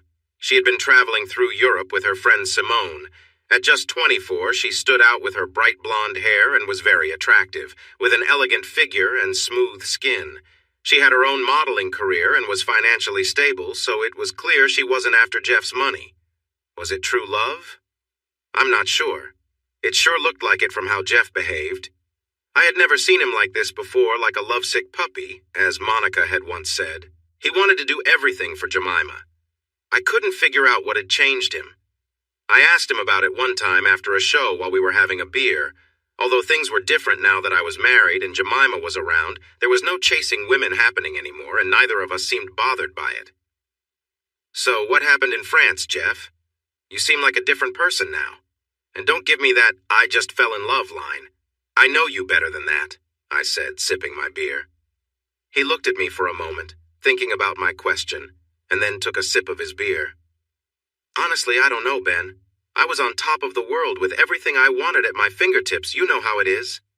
He looked away, then stared at the mirror behind the bar, peeling the label off his bottle. And then she walked into the hotel lobby. She wasn't even a guest there. I can't explain it. Maybe I was just tired of my old life. Maybe I was finally ready for something new. I really don't know. All I know is that when I saw her, with her bright smile and beautiful hair wearing cut-off jeans, I thought, yes, that's it. She's what I want. She's what I need. So I walked over, said hello, and we had a drink at the bar. He chuckled a little. But Jeff wasn't trying to brag about that moment. He wasn't acting like he was better than anyone else. It was just the truth. He couldn't go anywhere in the Western world without someone recognizing him. Both of us had worked very hard to achieve our success. When you become known, people get familiar with you. That's just how it is. It doesn't mean he doesn't appreciate what comes with success. Jeff has never turned down a request for an autograph or photo when I was around. He looked at me again. I know you don't approve of some parts of my life, Ben. I can see your expression when you think about my dating life now that you're married. You've grown up and I haven't. I understand that. I was surprised he felt that way. I didn't think I showed it so clearly. But I guess I did. I was about to say something to apologize for any misunderstanding when he raised his hand. No, it's okay. I get it. I've known you for a long time. I understand what you're thinking, and you probably get what I feel too. But here's the thing. I'm having a hard time figuring out my thoughts right now. I don't know why. I didn't wake up one day thinking, I want something different. I was happy. Then she walked in and suddenly I felt drawn to her. She has something special. I can't quite explain it, just that she has it. Maybe I was ready for this. Maybe I need it right now.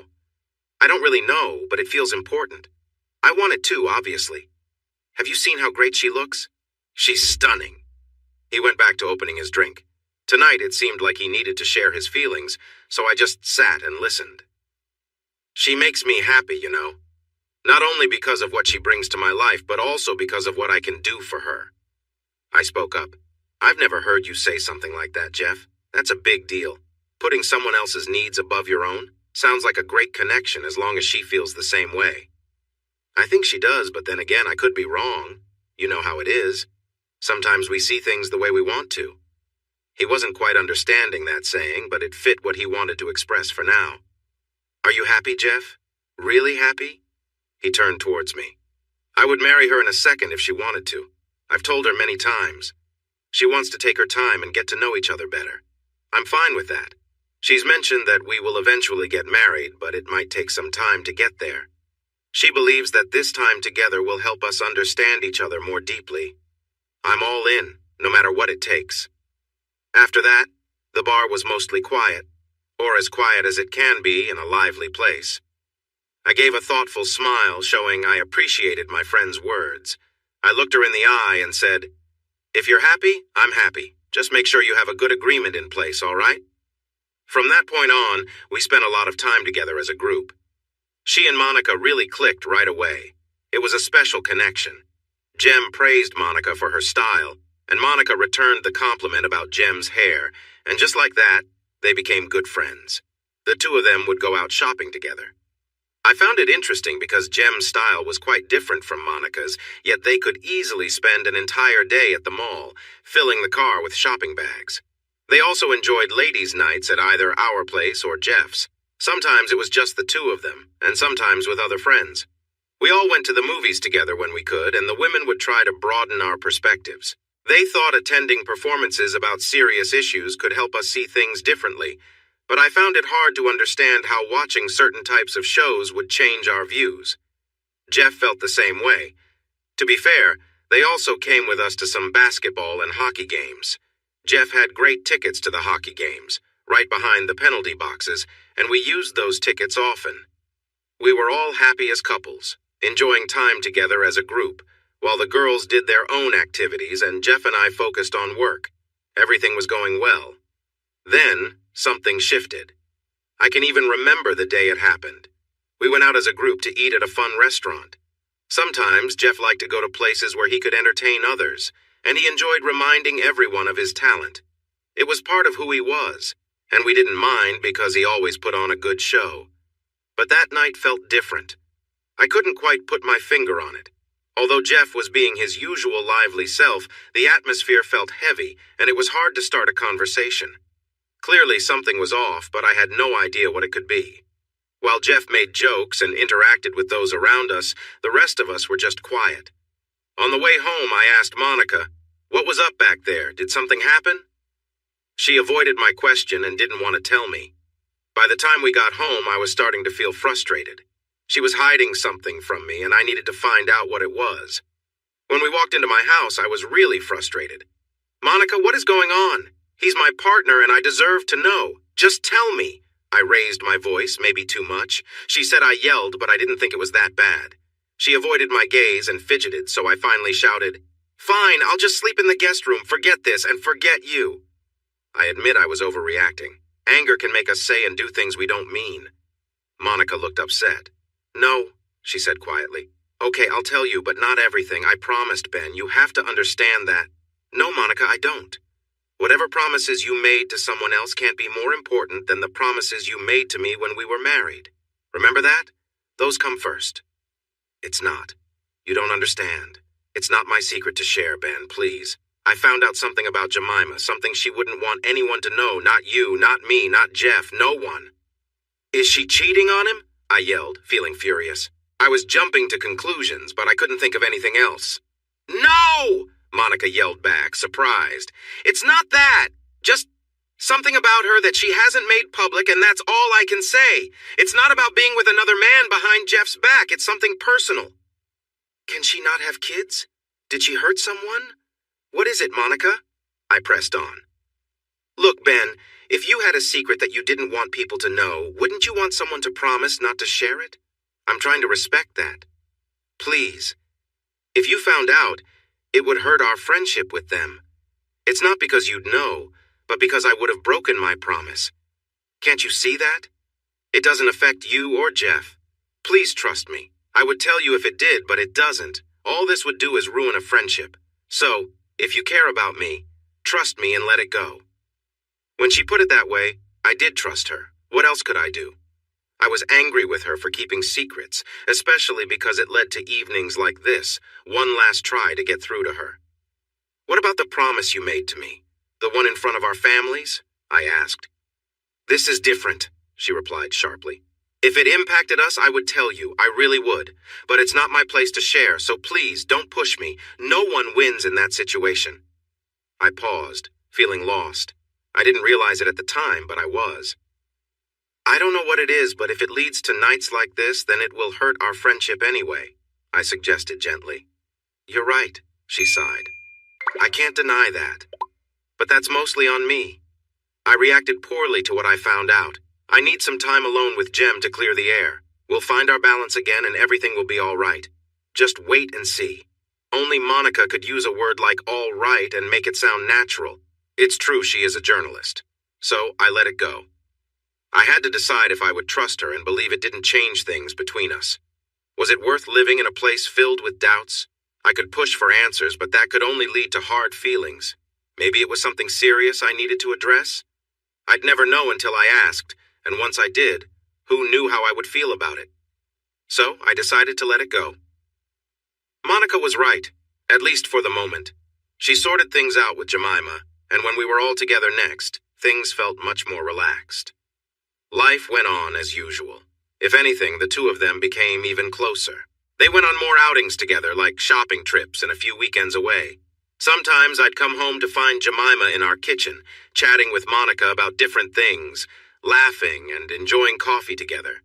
Monica would always greet me with a smile and a kiss and then gently suggest I go watch TV or spend some time in my home office. I pushed the situation from my mind and placed it in the things I'd like to know category, hoping I might find out in time. Meanwhile, I had my own life to live. Looking back now, it's funny that I never thought of including this in my act for Jeff. I often took bits of my life at home, added a funny twist, and worked them into my routine.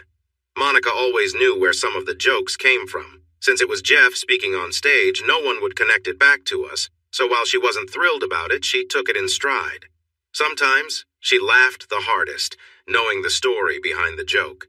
But with this situation, I didn't create any comedy around it. Things were good and felt normal for about 6 months. Then things got a bit unusual. Not strange, just a little different. Monica became more affectionate. She liked to hold my hand and wrap her arms around me, resting her head on my shoulder. She wanted to share food with me when we went out, and her level of affection increased. After we were close, she would cling to me and smile, giving me soft kisses until she fell asleep in my arms. It was nice, but a bit surprising at the same time. After 3 or 4 weeks of this, I decided to ask her about it. I wasn't suspicious. I was just curious. I didn't want to make it a big deal, but it was definitely a change. I was curious, though I didn't want it to end. It was classic confirmation bias. One morning we were having breakfast. She wore her robe and I had on shorts and a shirt. I said, "So, hey, I really appreciate all the affection lately, but what's going on? Is there a reason for this kindness?" I asked, taking a bite of my well-buttered toast. I can't stand toast with just a little butter. It has to be done right. Butter it well when it's hot from the toaster so it melts into the bread. Perfectly buttered toast is a delight. Everything else just doesn't compare. I tried to say it playfully, hoping not to sound too serious. The last thing I wanted was to upset her. She paused, her cup of coffee near her lips. "Can't a married woman just love her husband without it being a big deal?" she said, not annoyed, but with a tone that suggested she could get upset if pushed. I raised an eyebrow and chewed my toast slowly, enjoying the quiet. She looked at me closely, then sipped her coffee and set the cup down, holding it with both hands. "Okay? Yes, there is a reason," she said seriously. "Not long ago, I remembered that I had asked you to give something up before we got married. You did it for me, and I wanted to make sure you know how grateful I am for that. This is my way of showing you how much I appreciate it." That was sweet of her. I smiled back. "I won't say you're welcome because it was tough, but I'm glad I did it. My time with you is the best part of my life. Just us against everything." Then she suddenly started to cry, and I was taken aback. She just sat there, tears falling, and I thought, what did I do, while she held on to me? "What's wrong?" I whispered, brushing my hand through her hair. "Are you okay?" She trembled and cried harder, burying her face in my shoulder. After a while, she calmed down a bit and looked up at me. "I don't deserve you," she said softly. I smiled gently and offered my hand. "Of course you do. Now let's go back to bed and I'll show you how much." And we spent the morning enjoying each other's company. This went on for another 3 or 4 months, and I began to notice I was seeing less and less of Jemima. We would go out together, but she often didn't come or would send an excuse. While Monica still saw her, Jemima stopped visiting when I was around. It felt strange. I tried to talk to Jeff about Monica, asking if she was upset with us or if something was wrong with her. After our meeting, he looked serious and said, "Ben, I appreciate your concern, but I am sure there's nothing happening.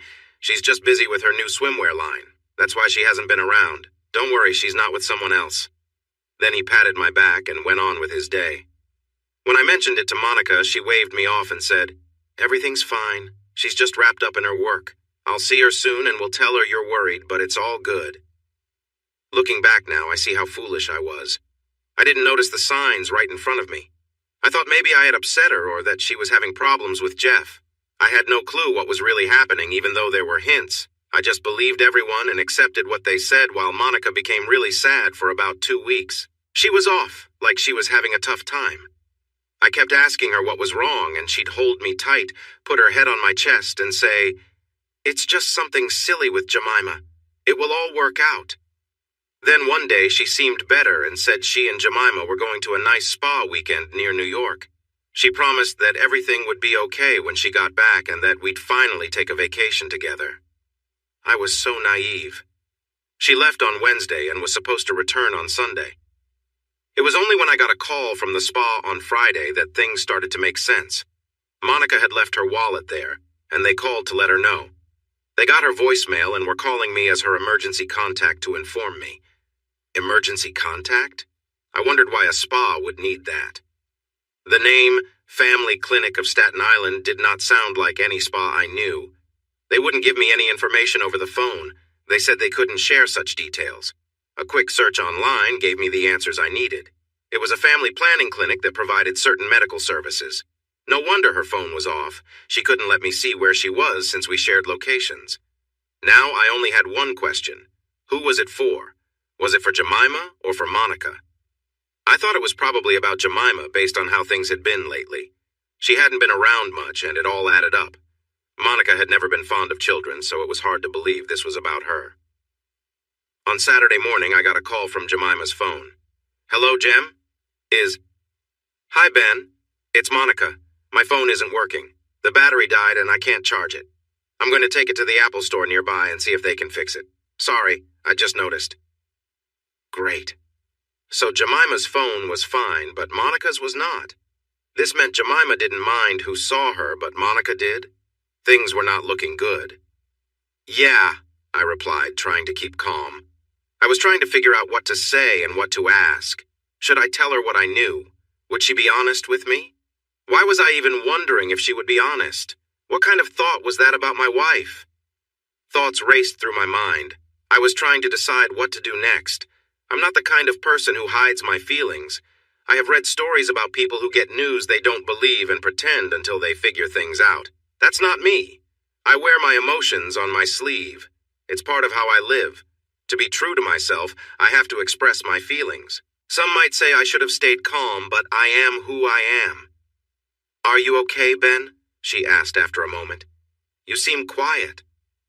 "Monica, the family planning clinic called about your wallet. Your phone was off. Was this about you or Jemima?"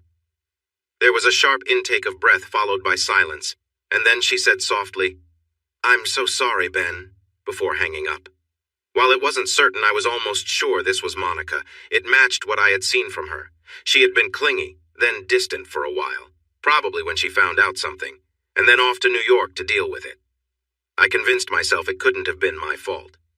I held on to that belief because I had undergone a procedure that should have prevented it.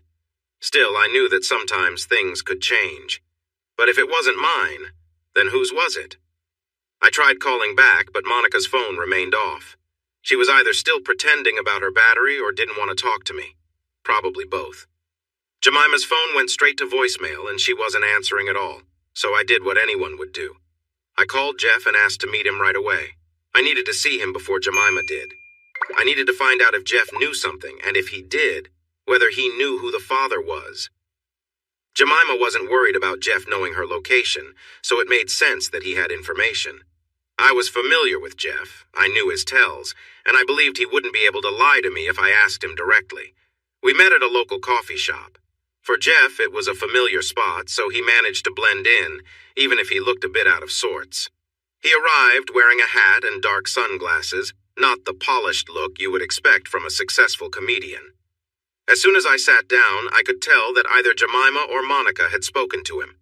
He set his coffee on the table, took off his hat and glasses, and leaned back, raising both hands. And just like that, the feelings of betrayal began again.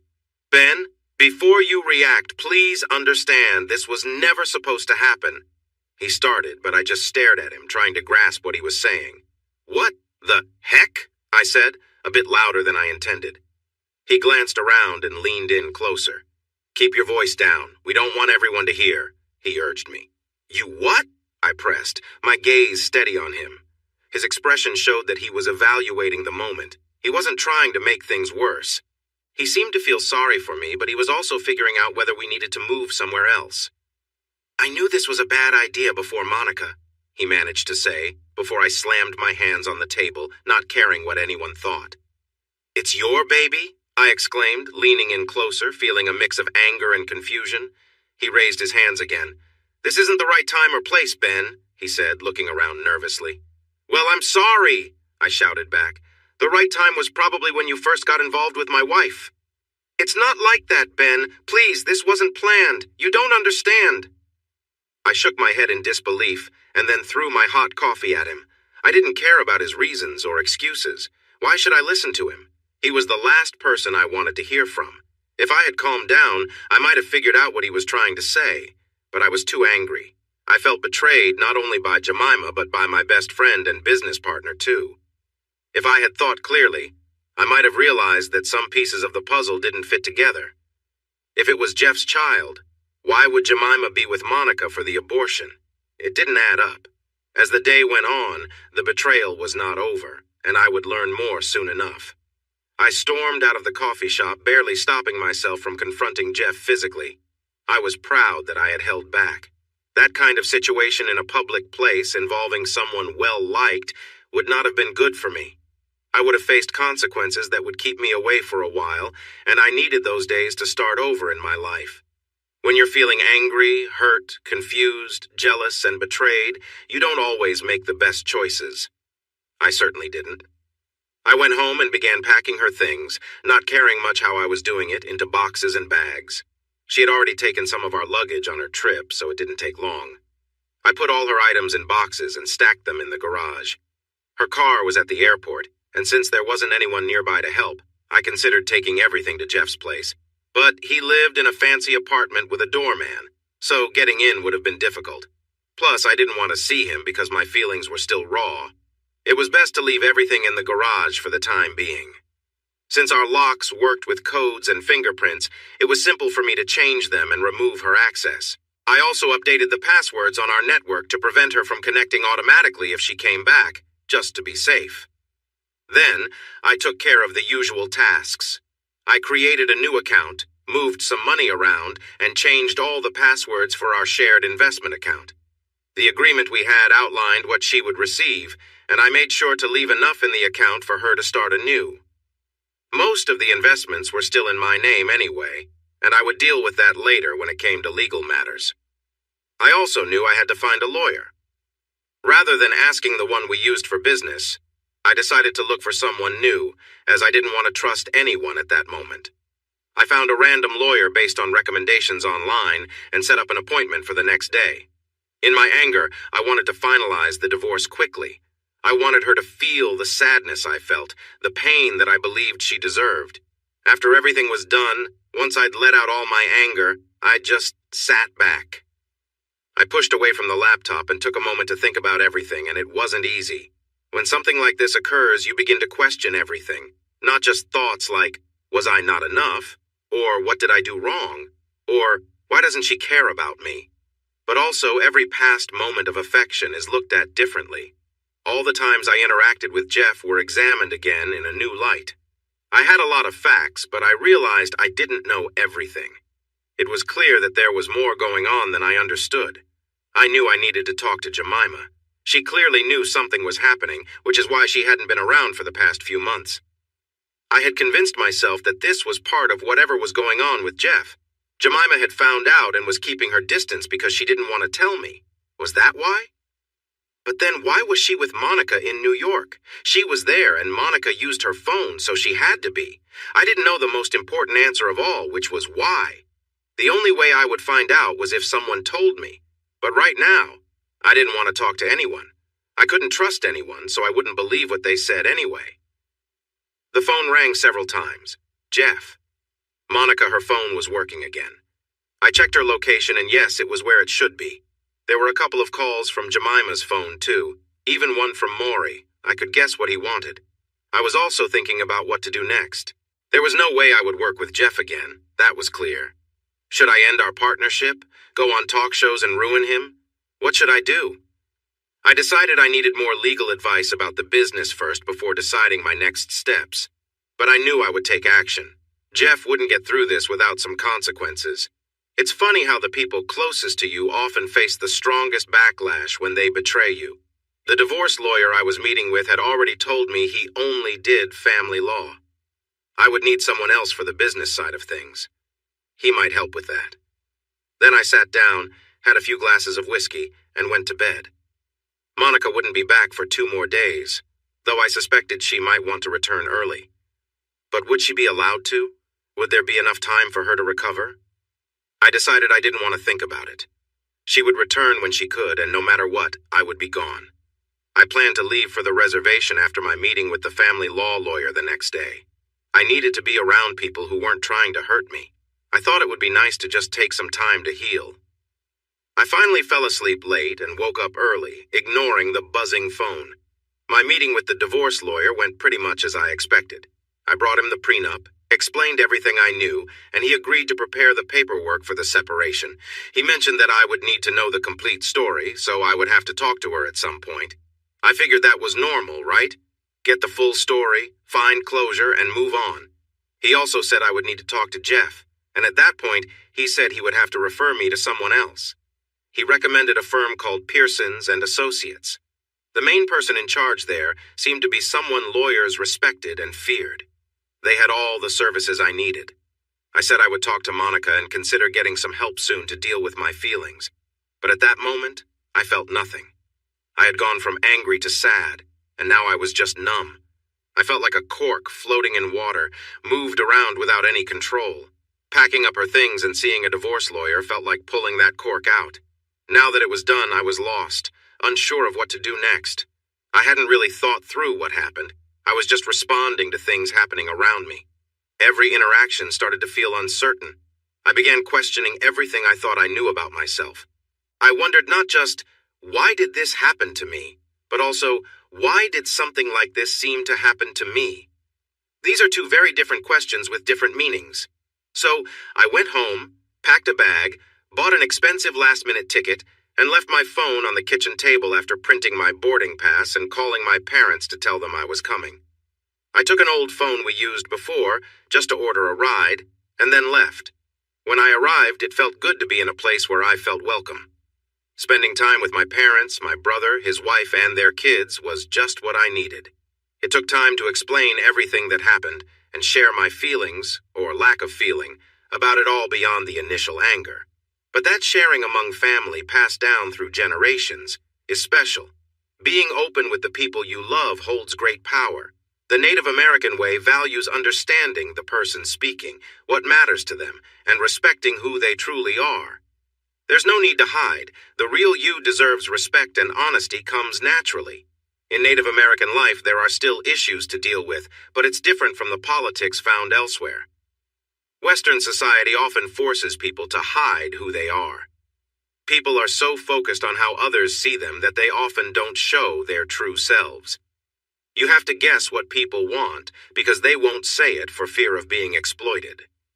The Native American view is about figuring out if you can help and understanding what you might gain in return. You shouldn't push others to do things they don't want to do. That's not right. That's why my people live on a small reservation, far from the land we once freely roamed. The Native American way values honesty and respect from the start. When disagreements arise, they are about real issues, making it easier to find solutions. It's hard to explain, but that is the essence of it. It seems there is a lack of honesty and self-awareness in much of modern society. I could share my feelings openly. I talked about how I felt and what I thought. When questions were asked, I could respond honestly. It felt liberating to reveal my true feelings to people who care about me. Even in moments of disagreement, I knew their intentions were kind. They genuinely wanted to help me move forward. During these deep conversations with my family, tough questions came up. For instance, my brother asked, "Was her having an abortion the worst choice she could have made?" That question made me think. If she had announced she was pregnant with someone else, wouldn't I have suggested an abortion anyway? She made the choice without consulting me, which definitely affected how I felt about it. It wasn't so much about judging her decision, but rather the fact that I was left out of the decision-making. It was uncomfortable to be in that situation, but I couldn't know her reasons, only my feelings about it. Another question was, would you want to know? Looking back, I would definitely want to know if my business partner was involved with my wife. Living in ignorance isn't easy. While I felt somewhat content not knowing, I sensed something was wrong.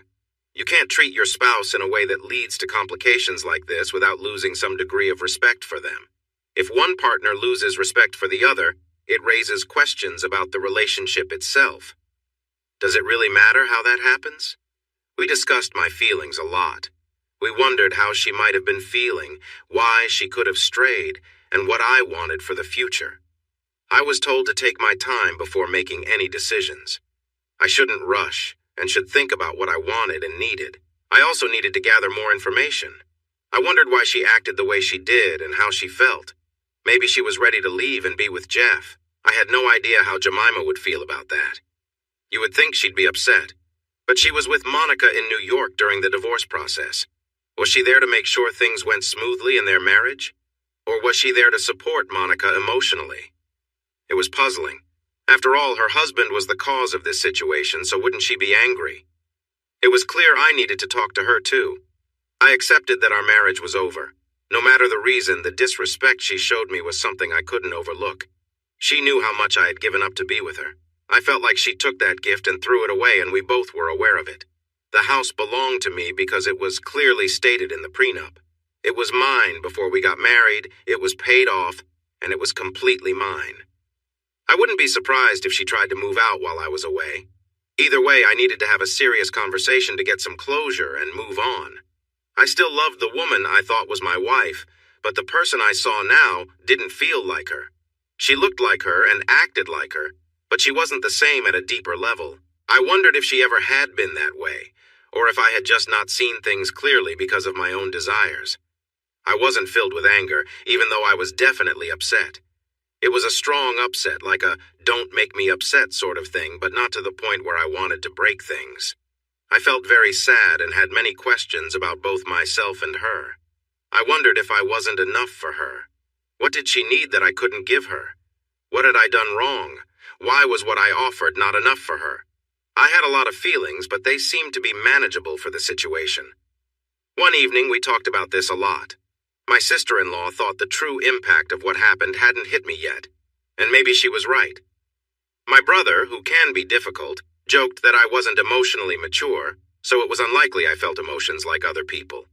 I should mention he had been drinking, so he wasn't trying to be mean. He was just aiming for humor. I explained, a bit sharply, that if we wanted something funny, I could provide it since that was my job. But right then, I had nothing funny to share.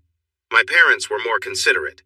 Dad thought I might be pushing my feelings aside, while Mom believed I was the most mature one among us, handling my feelings instead of letting them take control. They didn't realize that I felt mostly numb, just getting by with the basic emotions. When I told them this, they nodded, but Mom looked worried. She was concerned I might not be with family when the heavy feelings finally hit me. That was a worry, but I needed to return to Chicago to figure out my future. I needed more details. I needed to wrap up certain parts of my life and start new ones. I thought spending those days with my family would help me face whatever awaited me at home. But as it turns out, things don't often go as planned. While it was nice being with people who just wanted to support me, it didn't really help clarify what I should do next, besides moving on from Monica. The news I received was not what I had imagined it would be. I spent 5 days there before my old phone buzzed. Someone in Chicago realized it was lost and that I was probably using it. I looked at the screen, unsure if I should answer. It likely wouldn't be Jemima or Monica since they didn't have the number, so it was probably Jeff or Maury. I wondered if Jeff had given the number to Monica. Would he do that? Then I thought I could just check the screen to see who was calling. That would answer my questions. I looked. Maury. Well, on a whim, I decided to answer. Ben? Maury's voice came through. Who else would it be? I replied, a bit irritated by the question. Right, sorry, of course, said our agent's clipped voice. Look, I don't know what's going on, but Jeff is frantic, searching for you everywhere. Monica calls me every few hours asking if you've been in touch. Where are you? I'm at the reservation, I said honestly. At this point, they would find out where I was anyway. I'd be leaving soon. I'll be back in a few days. We can meet and talk about what's next, or maybe what isn't. There was a sigh followed by silence. Eventually, he said quietly, I had a feeling this was too good to be real. Can you tell me what's happened? All I know is that Jeff mentioned something happened. You're very upset, and that Monica is searching for you. Did you have a fight or something? I thought about it and decided there was no reason to hide what happened from Maury. He would find out anyway when I started to end the partnership. Jeff got Monica pregnant, and she went to New York to end the pregnancy. I didn't know anything about it, I said plainly. There was a pause, then Maury said quietly, Wow. Look, I'm not sure what I'm going to do, Maury. It won't be good. You can be sure that our work together is finished now. He won't get away with this, believe me.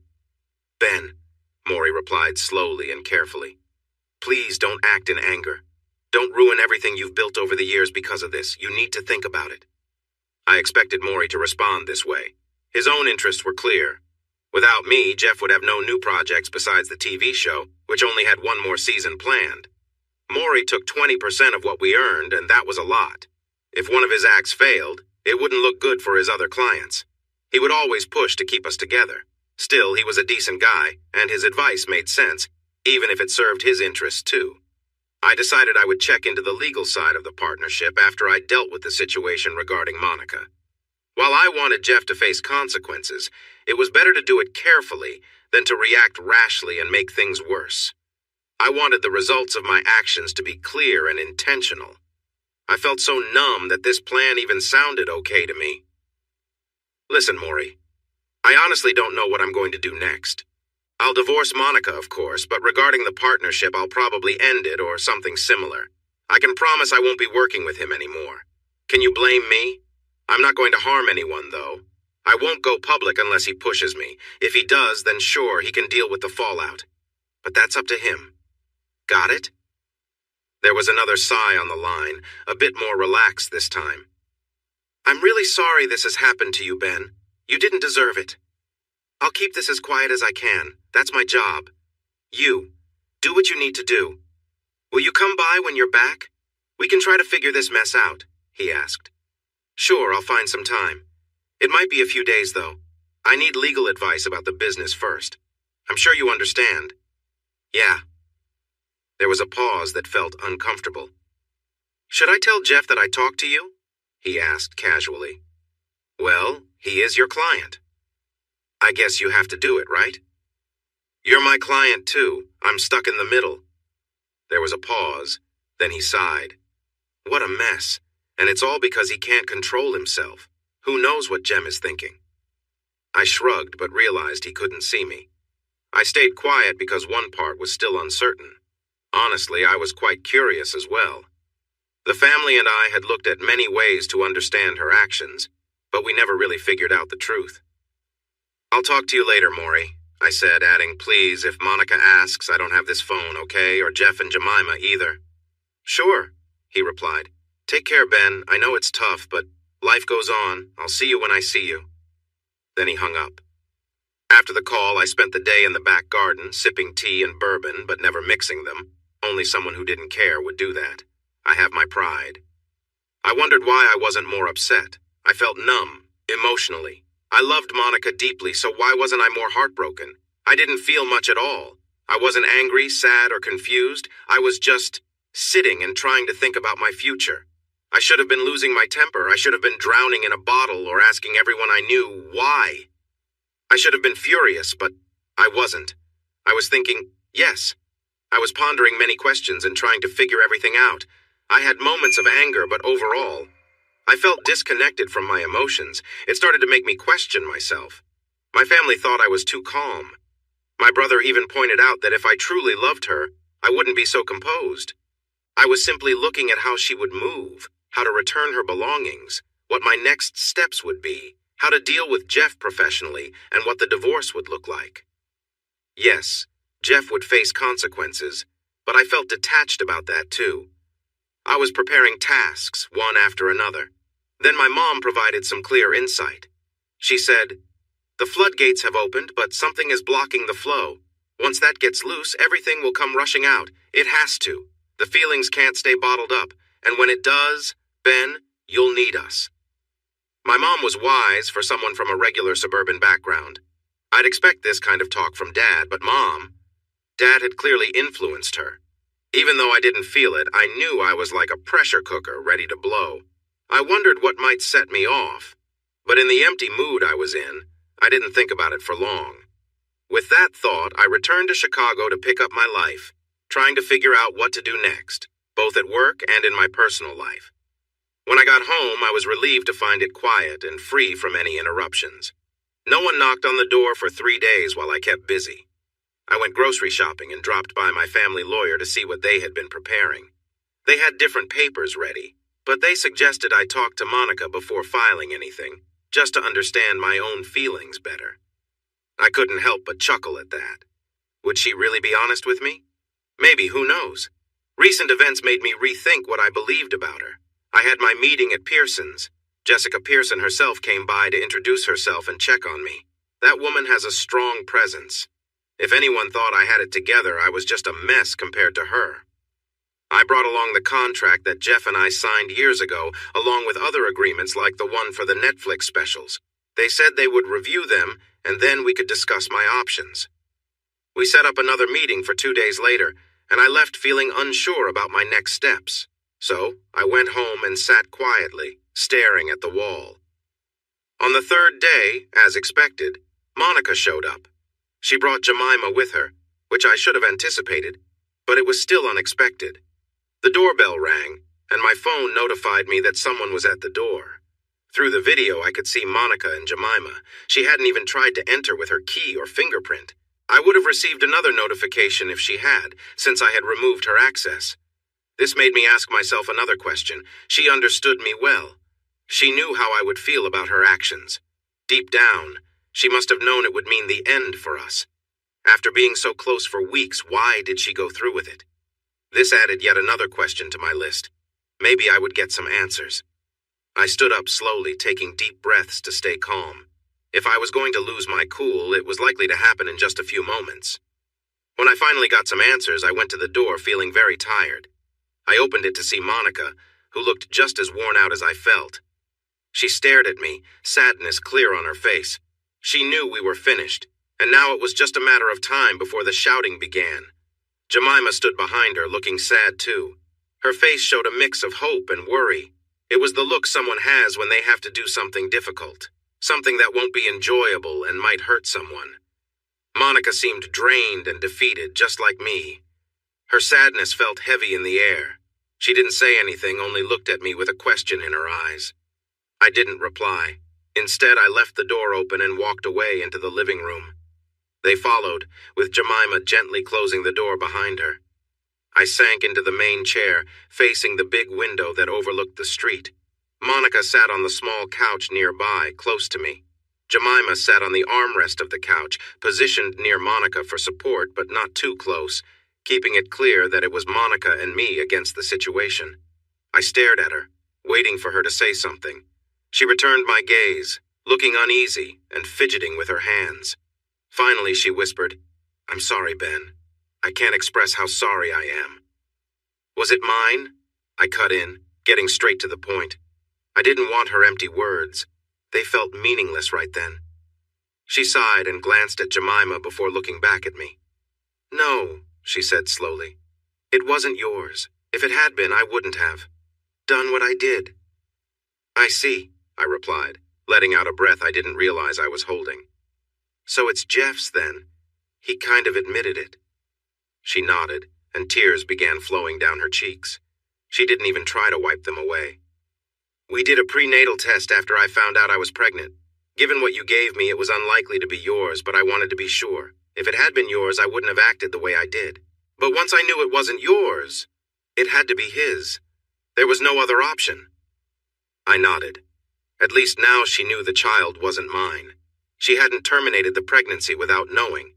It also meant that Jeff was the only one involved. But I still didn't understand why it happened. I thought we had a good relationship and that she wouldn't have turned to Jeff. Clearly I was wrong. I glanced at Jemima, who looked worried as she watched us, her eyes shifting between Monica and me with concern. "And you? "What's your part in all this?" I asked her. "I expected you to be very upset about my wife." I emphasized the last two words. "And your husband? Having a baby with him?" She just stared at me, her mouth opening and closing without making a sound. She looked at Monica with fear in her eyes, then turned back to me, appearing to withdraw into herself. Suddenly, a realization hit me. "You knew?" I shouted. "You knew she was seeing your husband? You were okay with her having an affair?" This explained why she had been absent for so long. She knew Monica and Jeff were involved, and for some reason she wasn't stopping them. Maybe she was handling her own issues. She was, but it wasn't what I thought. "No, Ben, I wasn't with Jeff," said Monica gently, pulling my attention back to her. She emphasized the name Jeff in a peculiar way. Then it all began to make sense. She glanced at Jemima and smiled at her, a shy, nervous smile, and reached out her hand. Jemima shifted over to sit beside Monica and took her hand, not in a supportive way, but something deeper. I watched as my gaze moved from Monica to Jemima, who still looked scared but a bit calmer now that she was next to Monica. "I'm so sorry, Ben. It just happened. It had nothing to do with you. It just clicked. And then I found out that Jemima liked women very much." "That was what all that 'I found a secret I can't share' was about?" I cut in, not caring about being rude. This wasn't the time for niceties. Monica nodded, tears still slowly forming in her eyes. "Yes," she confirmed. "Well," I replied, "it doesn't seem like much of a problem now, does it?" It was a low blow, but I felt justified in my anger. She brushed it off. "Ben, I wish you could understand. This wasn't planned. There was no intention. It just happened. She connects with me in a way you can't, and you connect with me in a way she can't. It's like balancing forces." "Let me guess," I growled. "You weren't taking anything from me, right? She gave you something I can't, right? You were fulfilled in a way you never realized you needed?" I knew the typical stories cheaters tell. Monica surprised me. "No, I took something from you. You no longer have a faithful wife. What I found came at your cost. I knew that, Ben. I'm not completely foolish." "Foolish enough to have a baby with Jeff, though." The words came out before I could think, but honestly, they were true. "No," she said softly. "Jeff was a mistake. He found out about us one evening. He came home early and was very upset. You can imagine that." Oh, I could imagine all right. I could guess what would happen next. Now I understood the whole story. He was really upset, and the only way we could think to keep him quiet was to let him be a part of it sometimes. The pregnancy, it just happened. It wasn't planned. I don't know if the protection failed or what. It just happened, Ben. I'm really sorry. When I found out, we had to figure something out quickly. There was no way I could carry that man's baby, not for a second longer than necessary.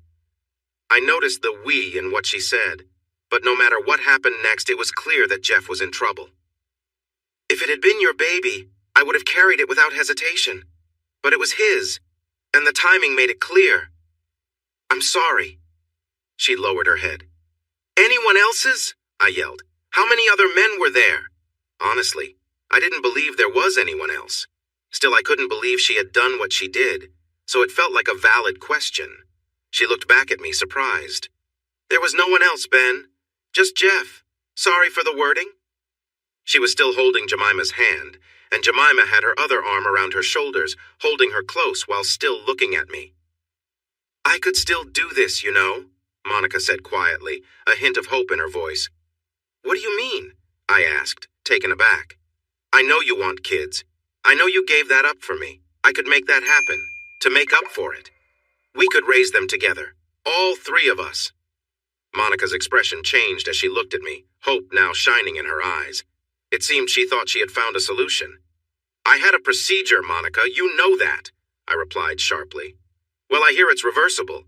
People do it all the time," she said, almost pleading. "We could work this out. Together." "We?" I said, looking over at Jemima and then back at Monica. "Oh, Ben, please don't push her away. She's the only support I have right now. She's been there for me through all of this." "How can you say that, Monica?" I replied, frustrated. "She's part of the problem. This mess is because of her, you, and Jeff." I know, Ben. I understand that you didn't deserve this, but it's happened. I love her, I love you, and I was with Jeff, and while it was okay, it was nothing like what we have. We made a mistake, leading to this pregnancy. We made a decision about it. She stumbled over her words, but continued. And now we're being honest with you. I hope you can be kinder than I have been. But I wasn't feeling kind at all. I was trying to keep my emotions in check, but anger, bitterness, and sadness were rising up, ready to take over. All the feelings I had been holding back came rushing forward. My mom could no longer hide her troubles. "Where are you staying now?" I asked, not even trying to answer her plea for help. "Not with Jeff, I hope?" "No," she said right away. "I can't stand to be around him anymore. He forced us into a bad situation, and now he's just worried about the fallout. He can't control us anymore. You know the truth now, and what he had over me. It's gone." I scoffed. "Forced? You chose to do that trying to keep me from finding out the truth. You just made everything worse." "I was scared, Ben. Can't you see that?" "And why were you scared, Mom?" I asked, softer this time. I wanted to hear her side. Let's be honest. "Well, I didn't want you to find out. Like this. I wanted to explain things myself. I wanted to tell you that you are still the most important person in my life. The only one for me." Even she didn't seem to believe her own words. I wasn't convinced. Her excuses didn't make sense. I shook my head. "Sure. And when were you planning to do that? In my opinion, you knew how hurtful this situation was, but it was exciting for you, and you didn't want to stop. You knew it was wrong, but tried to hide it from me so I wouldn't be upset. I think you even tried to distract Jeff with other offers so he wouldn't tell me, all so you could keep having your fun without me finding out. That's what I think." "No," she gasped, looking for help from Jemima, who had been quiet so far. "It wasn't like that," she said. "Jems and I spent hours trying to figure out how to tell you. We knew we had to eventually. We couldn't keep this from you. You didn't deserve it. You're too important to me. We discussed many ways to break the news without this happening." "Oh, really?" I asked with doubt. "Like what?" "What?" Monica asked, confused. "You said you had ideas. What were some of those?" Monica looked at Jemima, who nodded at her supportively. "Well, one idea was to put on a fun show for you and Jeff. Get you both a little relaxed, and then we would flirt and end up entertaining each other, which would help you feel more at ease with us being around. Eventually, we might have some experiences together, including with Jeff, and then it would lead to just the two of us hanging out sometimes. You would see it wasn't a threat to you. So you'd gradually reveal your unfaithfulness, relying on the fact that men are easily distracted to do your work?" I said sarcastically, wishing for a drink. "No, well, yes, a bit," she admitted. "But you never actually did that, did you? We both knew that they had come up with at least one idea, but it hadn't happened, so what did it matter? Honestly, I wasn't sure how you would feel about me being with Jem and Jeff, or him being with you, so we decided. Better to keep both of us in the dark until you were ready to share your news, right? But not enough to stop. It was safer to be with Jeff instead of me, since I might cause trouble." Neither of them responded to that, and I understood why. There was nothing to say from where I was sitting. "You just kept doing your thing until Jeff found out and then put your plan into action, but without Ben involved," I said flatly. I really needed that drink. They both shrank away, avoiding my gaze. "And then you got pregnant, and I had no idea." I spoke plainly. I was so angry that I felt cold and controlled. There was a heavy silence for a few moments, then I asked, "You never answered my question. Where are you staying?" "Jem has an apartment downtown that she bought when she and Jeff first got together as an investment," answered Monica, sounding a bit tired. "We are staying there." I looked at Jemima and directed my next question to her. "You've been quiet. How did you think Jeff would take your news if you got to tell him first?" She shifted uncomfortably and glanced at Monica. "Don't look at her. Answer for yourself," I said, tired of just Monica talking. She shifted again and finally said, "I think Jeff is. Easier than you. Less complicated. Less." She searched for the right word and settled on strict when it comes to relationships. "You think he would have been okay with this?" I asked, genuinely confused. "I believe that if I explained it right and assured him I'd still be there for him, He would have been open to it, yes, she replied. I just looked at her. She seemed to be out of touch with reality, just like Monica. I once heard a political commentator say that when you make a decision that affects a person's ability to earn money, it will always be criticized by that person, no matter how right the decision is. I realized that this idea applied to relationships as well. It didn't matter how silly their argument was. If a relationship was in danger, any reason to defend it felt valid to those involved. He was there for me during the times we were together, Jemima insisted, raising her voice. Monica looked surprised by her tone. Well, he was. Jemima shot back at Monica, upset. It was working. It was only working because he had the upper hand, I said calmly. It was temporary, and he knew it. I think you're mistaken, Jemima. Jeff changed when you came into the picture. The things he said about you make me think it wasn't really working, more like you wanted to believe it was. I think he kept you around while enjoying his fun with two attractive girls who wanted to keep him happy. What guy wouldn't like that? And then Monica getting pregnant just messed everything up, didn't it? What I really wanted to say was that they were both aware of his shortcomings and were enjoying themselves at the same time. I tried to stay composed. I wanted to hurt them, but I needed to understand their thoughts and words to truly grasp the situation. While words can be powerful, I knew this wasn't the right time to unleash my feelings. I was already plotting how to bring pain to everyone involved. If my mom could see into my mind at that moment, she would have been disappointed, shaking her head. All her teachings would seem wasted. But that didn't matter to me. Jemima looked at me with a sad expression, and Monica felt the need to explain. You have to understand, Ben, it was an accident, an unexpected situation. I took care of it as soon as I found out. There was never going to be a little Jeff running around, you can be sure of that. You could have used protection to avoid any of this, I replied, feeling resigned. Monica sighed. Yes, we did. But we were. Desperate. I didn't think it through properly. Desperate to keep your secret from me, I responded, keeping my tone steady. I wasn't ready to give them sympathy or understanding. They didn't deserve that. You didn't think about how this would turn out for me, but you definitely thought about how it would affect yourself, or you wouldn't have been making Jeff so happy, right? Monica sighed again. We weren't trying to hurt you, Ben. We just needed some time. Time to figure out how to tell you this without making you really upset. I know we weren't fair to you. I know you have strong beliefs about loyalty. I understood mine before all this. I knew it would be hard for you to accept. It wasn't planned. It just happened. It just happened, did it? I said, using air quotes again. Things like this don't just happen, Monica. There are signs, moments that lead up to those choices, flirting and all that. It's something you actively choose to do. For once, Monica sat up straight and spoke clearly. No, it wasn't like that. I know you won't believe me, but there was no long build-up of flirting leading to this. I wasn't aware that I was crossing any lines. If that were the case, I would have noticed and stopped. You know I feel the same way about trust and loyalty as you do.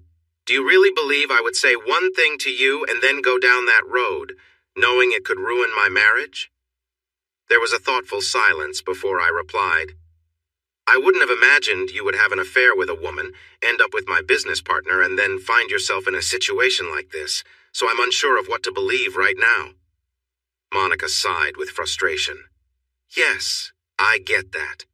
Before all this, would you have ever thought something like this could happen with me? No, we both know that's true. The truth is, it happened quickly. It wasn't curiosity or because I was looking for something that you couldn't give me. I was happy and secure. And then, she glanced at Jemima, who reached out and touched her arm, giving her a supportive smile. It happened one day after we were shopping.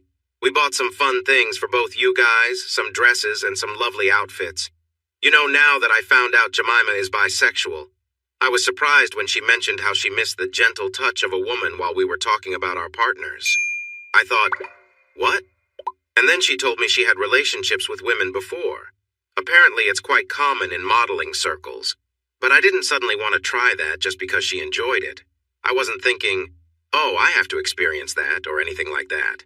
You saw how I reacted when I learned this, even if you didn't know what it meant. I was not happy, quite the opposite. She paused and looked at me. Could I get a bottle of water or something? I'm really thirsty. I could help with that, so I went to the kitchen and grabbed a bottle of water for both her and Jemima from the fridge. I finally had the drink I needed. I came back and sat down, handing bottles to both women. Monica opened hers and drank eagerly. Jemima just sat there, fiddling with hers nervously. Thank you. I wasn't suddenly excited to explore a different side just because Jemima said she liked kissing girls. You have to believe me, I didn't have those thoughts. It really wasn't like that. She looked at me anxiously, as if my assurance would change things. For her, it seemed to matter. I just stared back at her, and she continued after a moment. We were just trying on clothes, drinking wine, and chatting. You know, being silly. We joked about what our partners would think if they saw us trying things on. Then Jemima said, I don't know what Ben will think, but I know what I think. There was a pause, and I asked her what she meant. She said she found it incredibly exciting, and then she kissed me. Maybe I had a bit too much to drink, or I was caught up in the moment, and she got shy and looked at Jemima for support. I kissed her back. Then suddenly clothes were all over and things happened fast. Well, you can imagine. I understood. I know it's often seen as a fantasy, but hearing my wife talk about something like this, especially when it led to her expecting someone else's child, was really heartbreaking. My discomfort must have shown on my face because she leaned forward, worried, and tried to take my hand, letting go of Jemima for a second. I leaned back quickly and pulled my hands away. I'm not telling you this to hurt you, Ben. I want you to understand, this isn't the end for us. She glanced at Jemima, who nodded and smiled at me. I didn't smile back. The thing is, after it was over, it was like I saw everything clearly for the first time. It was amazing. I felt a connection with Jemima that I only felt with you before. It was soft and intense in a different way. Don't get me wrong, what we have is special, but this was something unique. It didn't replace what we share, it added to it. When we are together, I can appreciate what you bring even more. And when Jemima and I are close, I respect her for who she is. She actually turned red. I couldn't believe it. She really believed that blushing was okay. When she tries to use the strap-on, it doesn't even come close to what we share. I wasn't sure who she was trying to comfort, but it was clear it wasn't working. I kept quiet, feeling so upset that I was surprised I wasn't yelling. The point I'm trying to make is that I didn't plan for this. It just happened. It wasn't a slow build where I knew it was wrong and did it anyway. The moment it occurred, I couldn't undo it. It changed my life completely and ours too. Now I had to figure out how to move forward and include you in this change. She looked at me intently, her expression a mix of sympathy and seriousness that made her seem tense. Even then, I thought to myself, that's a good line. I have to remember it. I know this is unexpected, she said, getting straight to the point. I'm truly sorry for what we did with Jeff. We were just trying to handle things, as I mentioned. It was never meant to be something lasting. It was just a way to buy us time to bring you into this without causing trouble. I was shocked. The misunderstanding was so deep, I didn't even know where to start, but I was ready to try.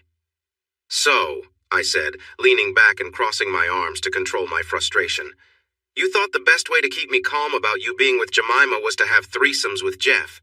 You thought that would make me happy? That everything would be fine? When I found out, and you know I would, you thought I'd be okay with that? I aimed for disbelief, and it was easy to hit that mark. Well, when you say it like that, it does sound pretty foolish, Monica shot back. Pretty foolish? I repeated, staring at her in shock. More like very foolish, clearly. But like I said, we weren't thinking straight.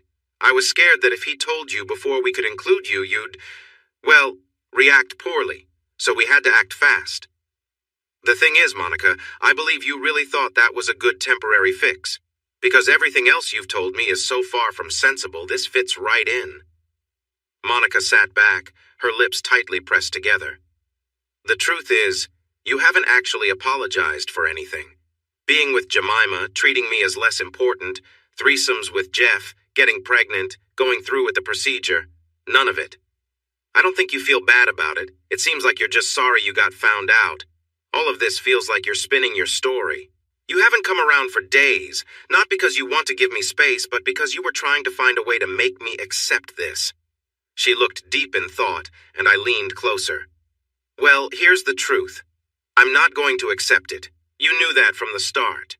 You knew it right after you were with Jemima, and everything you've done since then has been to hide it from me because you knew I wouldn't agree. It's not like that, she said softly. I've been trying to show you that you are my #1 person. I didn't believe her. No, you haven't. Have I not been clear? You even mentioned how caring I was. That was real. It wasn't a way to make yourself feel better. It was genuine affection, showing you how much you mean to me. I can't imagine being without you. You have to see that. I wanted to know if things were still the same between us, and they are. My new experiences didn't change how I feel about you. If anything, I've realized even more how wonderful you are. I let out a short laugh, filled with disbelief. You really don't understand, Monica, I said sharply. Everything you say shows your true feelings. Saying #1 guy means there should be only one. I shouldn't just be a top person for you. There shouldn't be others. But now your mind is on someone else. You've made it clear that your love for me has changed somehow. It can't be anything but guilt-driven when you suddenly act differently after doing something you knew was wrong. I leaned back with my arms crossed, watching her. She looked annoyed. No, that's not it, she replied, glancing at Jemima. It's more like, you are my soulmate. Then I was with Gems, and I realized I can have a special connection with another woman too. You are still my male soulmate. It feels like I can have different kinds of soulmates. My love for you hasn't changed, or maybe it has, it's grown. Being with Gems has made me see you in a new light. My actions show how much I value you, how deeply I love you. That hasn't changed. She emphasized those last words, hoping I would understand. How? I asked simply. How what? She replied. How did you find new ways to appreciate me? What did you realize about me that you didn't notice before? She seemed caught off guard. I was pointing out one of those phrases that people say that don't really mean anything because they never explain what they mean. It's something comedy writers often do, like using the phrase, thoughts and prayers. What thoughts exactly? What prayers? Can anyone share one? No? Well, the fact that you let me be free, that you trusted me for who I am, was... She suddenly realized she was taking a wrong turn with this conversation. Yeah, that worked out really well for me, didn't it? I trusted you, and look what you did. It was hard to hide my bitterness, and for once, I didn't try. Yeah, bad example, she said, looking down and shifting in her seat. But the fact that you did it is the point I'm making. Not that I'm not wrong for taking advantage of it. So you decided to reward me for trusting you by doing something I should have already been getting as part of our marriage? I asked, steady, looking right at her. The disbelief showed in my voice. Look, I already said this was a bad example. She replied, moving again. And how did I get rewarded? I continued. What did you do that you hadn't done before? Well, I tried to give you more attention. Be there for you. Tried to be loving. Touch you. Remind you I was yours. More affection. More focus on you. Even though you weren't there for me, I cut in. I wasn't going to give her an easy way out. I was yours, she responded, a little angry. And I was there. Except when you were with her, I pointed out, nodding at Jemima. Because you spent a lot of time with her. You couldn't help it. Not since you decided you had a special connection. She glanced at Jemima, looked down and sighed. And so, you rewarded me by doing things you should have been doing already, right? If you are a good partner, you should already be doing everything you mentioned, right? The affection, the attention. You're just doing what you should have been doing from the start. This makes me think you weren't doing those things before. So, you really only improved what you should have done as a caring partner. Monica seemed to think about this, then said, as if she just got an idea, well, even if that's true, me being with Jemima just made me a better partner for you. I scoffed. So, for you to be what you see as a good partner, you need to be with another woman? Monica growled in frustration. You always do this. You take something good and make it negative. I care about Jemima, I care about you, I care about both of you. I need both of you. You are both important to me, and it just feels right. I just don't understand how this could be wrong. She was clearly frustrated that I didn't see her point. You don't get it, Monica. You were with someone you shouldn't have, because you were married to me. That doesn't make it okay, and honestly, I don't care what excuses you have. You knew what you were doing was wrong, and instead of being honest with me, you just kept hiding it. Now it has all come out. Offering me kids now? Do you really think I want children with someone I can't trust? I'm actually relieved we never had kids. Even if we had, you haven't changed your mind. You're only bringing it up now because you got caught. What kind of life would they have? They'd never be loved the way they deserve. I paused to collect my thoughts. Monica looked away, her chin down as my words hit home. And how do we even know you can have kids anymore? We never discussed it since you didn't want them. And let's say I forgive you. What happens next? Are you going to keep seeing Jemima? Am I supposed to be okay with sharing you like that? We were hoping to find a solution. Jeff had his arrangements, so it seemed fair. I couldn't believe what I heard. Fair?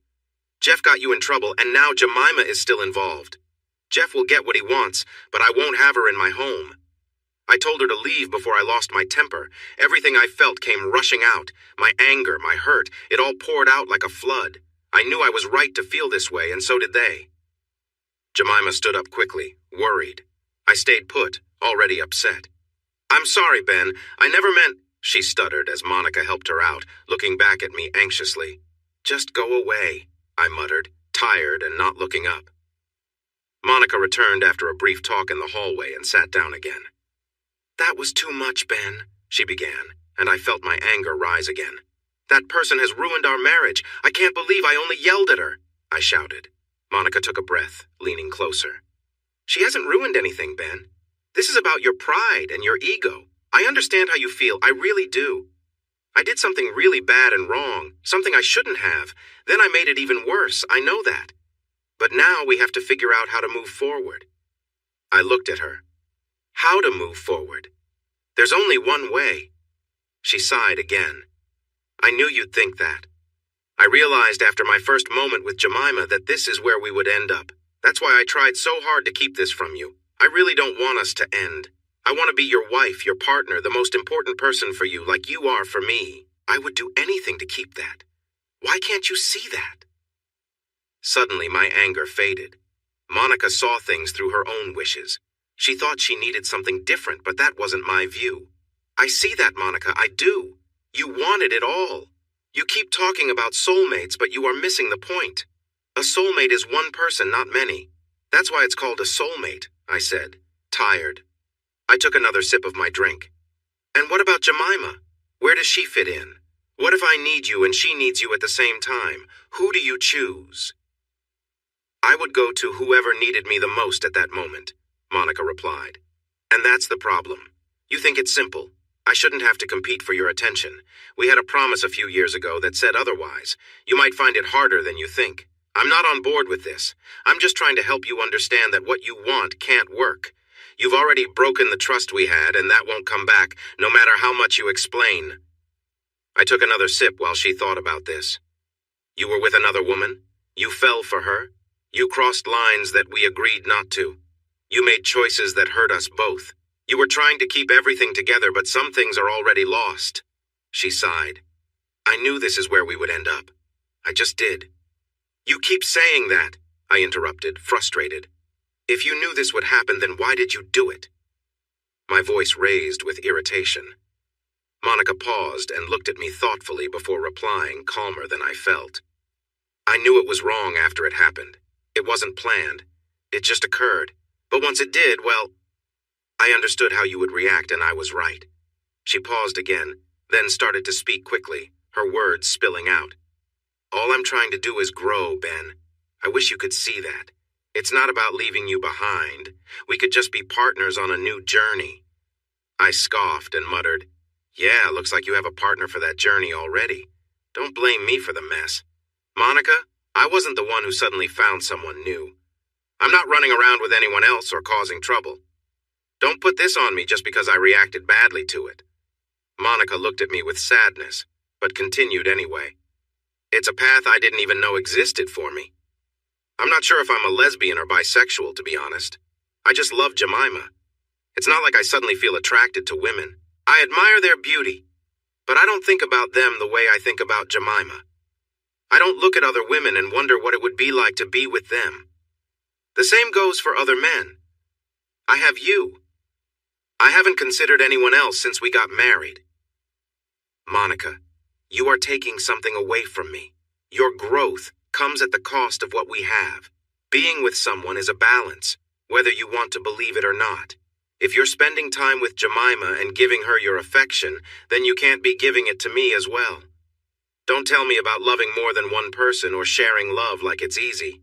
That's not how it works.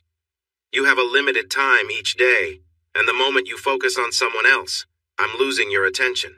It doesn't matter if you're busy or not. There'll come a time when we are both available, and someone will lose out. I sighed, feeling weary from trying to explain. Some people just don't want to listen. As you said, I didn't agree to this. I don't care what new feelings you have or what ideas you've come up with. We promised to be exclusive, and you've decided that's no longer true. What I think doesn't matter because you've made this choice for both of us. I won't accept that. And you knew I wouldn't, which is why you did what you did. You made it all so much more complicated. Well done, Monica. You didn't just ruin our marriage, you completely destroyed it. I was exhausted. We had repeated the same arguments over and over. At this point, I wanted her to leave so I could heal and think about what to do next. Just go. It's over between us. You know it is. I won't share you with anyone. You've already caused too much hurt, so go and build a life with Jemima.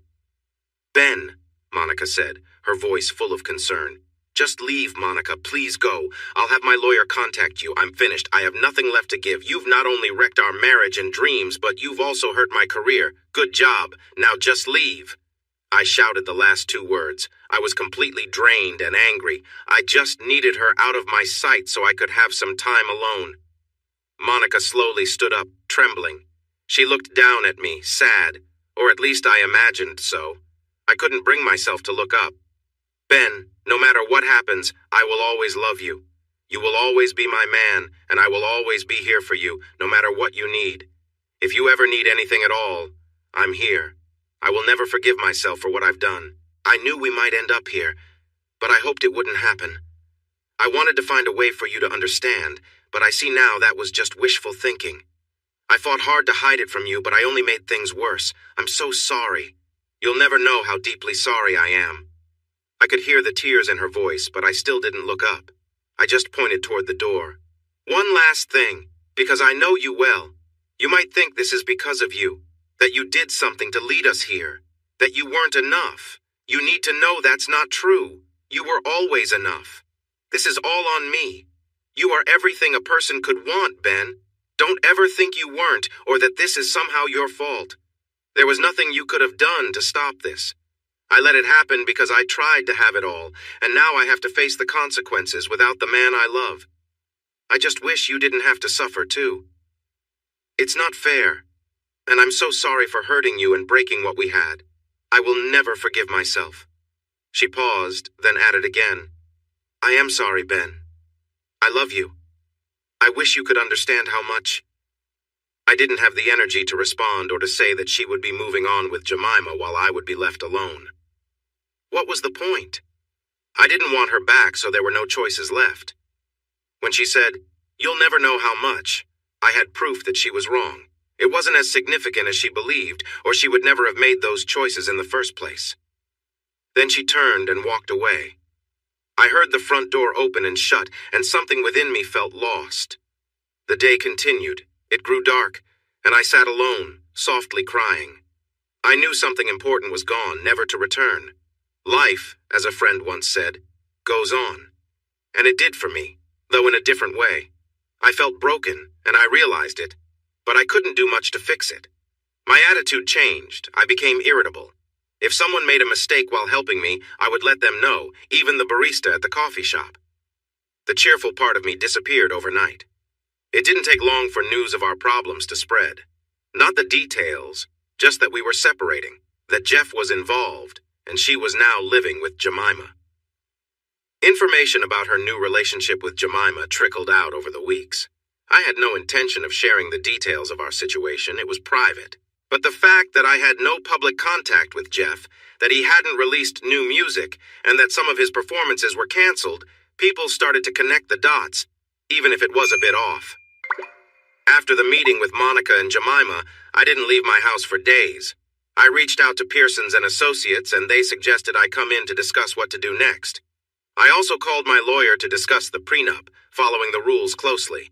I wasn't going to leave Monica without anything, but she certainly wouldn't take half of everything. My house remained mine, and she would receive about 20% of what I had made during our time together. That was significant enough. She wouldn't need to work again unless she wanted a comfortable life. She was someone who valued hard work and wouldn't want to rely on others. She didn't fight the divorce. There were no attempts at counseling. She understood that for me, it was over. I imagined she found comfort in Jemima. I didn't want to know for sure. I cut off all contact with her and Jeff. I blocked and deleted her number, Instagram, email, everything. I did the same with Jeff. After 6 months, I was finally free. I didn't have many friends left, so there was no celebration when I got the final paperwork. Most of our shared friends sided with her, and the few who didn't, I pushed away. One of them mentioned, while we were out for drinks, that our group had started calling me Bitter Ben. When I heard that, I totally believed it. It felt strange. I knew I was being unfair to people. I was taking my anger and sadness out on them, but I couldn't seem to control myself. I snapped easily at others, and while I could see what I was doing, stopping was another story. Afterwards, I felt bad, but in the moment, it was as if I had no choice. I was filled with anger. It was always there, just below the surface. I felt frustrated. I had no one to talk to about it, so it just built up inside me. The one thing I didn't do was blame myself. Oddly, the last thing Monica said that it wasn't my fault, and I couldn't have stopped any of it stuck with me. I didn't feel guilty. All I had done was love her and trust her. But that feeling didn't help. I was still suffering. It gnawed at me. I felt deeply betrayed by Monica. She had an affair, fell in love, and didn't tell me. Then, after months of giving me mixed signals, she became pregnant with my business partner. I knew I wasn't to blame, but the fact that she could hurt me like this was hard to accept. I was angry with her, but still, I had loved her, and in some way, I still did. Someone asked me what I would do if she came back and said she had left her new partner and wanted to make things right. I thought I had my answer: we were getting divorced. But I couldn't shake the question. How had I misjudged her? I had given her everything I could, but it hadn't been enough. She had betrayed me, and I felt like I didn't even know who she really was anymore. Jeff tried to reach out to me a lot. He even came to my house a couple of times, but I just sat there and didn't answer, watching on my app. Still, his visits made me call Maury. He sounded both relieved and anxious when I finally got in touch. Maury? Oh, Ben, thank goodness you called. I've been so worried about you. How are you holding up? By this point, everyone knew I was divorcing Monica and that Jeff was somehow involved. People were making their own guesses. Yeah, I'm managing. Look, I need you to tell Jeff something for me, okay? I spoke sharply because I was fed up with everything and everyone. What should I say, Ben? Maury asked, sounding a bit hopeful. Tell him if he comes to my house again, I'll let everyone know about his mistakes. He needs to leave me alone. There was a pause after that. Did you get that, Maury? Let him know he's lucky I haven't confronted him, and if he shows up again, I might just do that. I heard Maury taking a breath before he replied carefully. Ben, it seems this has really affected you, and I get that. I'll make sure to pass on your message, but we also need to talk about what happens next. Not today or tomorrow, but soon. I need to understand your situation better so we can figure out the way forward. It's pretty rough at the moment, Maury. You might want to stay alert because things aren't improving, I told him. He was correct. We would need to talk, but I wanted to get some legal advice first. Ben, please don't take any big steps. Let's work together to find a solution to what's happening. Both you and Jeff have dedicated too many years to your work to throw it all away now. Please, can we talk? Maury urged. It was hard to tell what was driven by his concern as a friend versus a professional. I'll come see you soon, Maury, I promise, I replied. I just need to sort a few things out. I need some time to think. All right, Ben, I understand. I'll send your message to Jeff. Please take care of yourself, he said before hanging up. Threatening Jeff with the possibility of going public would work. He'd have to back off. He couldn't risk it. For public figures, their image is everything, especially for comedians. Just look at what happened to Louis C.K. or John Mulaney after their public troubles. If people learned about this incident involving Jeff, that would ruin his career, and he was very focused on his career. So you might ask, if I wanted Jeff to face consequences, and I definitely did, why not just tell everyone? The reason was I didn't have solid proof. It would just be my word against his, and while I was sure some would believe me, many wouldn't. If he decided to pursue legal action against me, I wouldn't have a way to defend myself. No, I had a better plan thanks to Jessica Pearson and her team. I had given our contract to her law firm along with other agreements from the company, and they had been reviewing them to help me understand my options and next steps. I was really angry at the company and wanted to take action against Jeff. I thought about suing him, but I had been warned to wait. They said they needed time to understand the company's legal situation before giving me advice. It was interesting because Monica was the one who had wronged me, along with Jemima, but my anger was mostly aimed at Jeff. While I felt a lot of anger towards Monica, I wasn't ready to confront her yet. A week later, I received a call from a law firm called Pearson's and went to their offices. I sat in their fancy conference room, drinking expensive coffee, facing 3 serious lawyers who looked ready to pounce. I almost joked that we needed a bigger room, but I figured they'd heard that many times before. The first lawyer, whose eyes seemed to shine red at times, said, "Mr. Blackcloud, we've reviewed the contracts and finances you sent us. We now have a good understanding of the situation your company is in, as well as yours and your partner's legal and financial standing. We see that you are understandably upset with Mr. Klondike. The question is, what do you want to do? How much do you want him to suffer?" I looked at them, waiting for a reaction. I was unsure if I would get one. Finally, I said, "I just want him to pay for what he did. I want him to know that I won't let him get away with it." The leading lawyer smiled, revealing all his teeth. It was a little unsettling. "In that case, our advice is simple. If you want to see him really hurt, do nothing." "What?" I asked, startled. "Yes, do nothing. Just make sure you follow through with what you already have in place. Besides that, take no further actions." He leaned back, looking satisfied. I glared at him, wishing he would understand my frustration. However, being a lawyer, he probably dealt with difficult situations all the time. "Let me explain," he said, clearly pleased with himself. "Your contract with Mr. Klondike is straightforward. It was created a while ago and wasn't drafted by someone who knew much about entertainment law, but it works. It's set up as a client/contractor agreement, with you as the contractor and Mr. Klondike as the client. However, it also aims to offer some fairness. You both share ownership of the earnings from the company, and importantly, you both own any content created through this partnership. Although he takes home a larger share of the payments, all the other assets are shared equally. The payment section is separate from who owns the assets. Anything you create, he owns part of, and anything he creates, you own part of. This includes the TV show, and we notice you never claimed your share of the earnings." I nodded and shared what I had been thinking. The main advisor smiled broadly. "Our first suggestion is to pursue that 40%. You have the right to do this since there is no written agreement saying you waived it. We believe it could be worth several million today. He must pay you, or he will face a long legal battle that he is likely to lose." I nodded again. That was a solid plan. I should have thought of that earlier. But to really get his attention, let him know that you will keep this contract. The business will run as usual, but you will stop contributing to the ideas the business owns. I started to understand his point, and I couldn't help but smile. Maybe this was catching on. "So, you're suggesting?"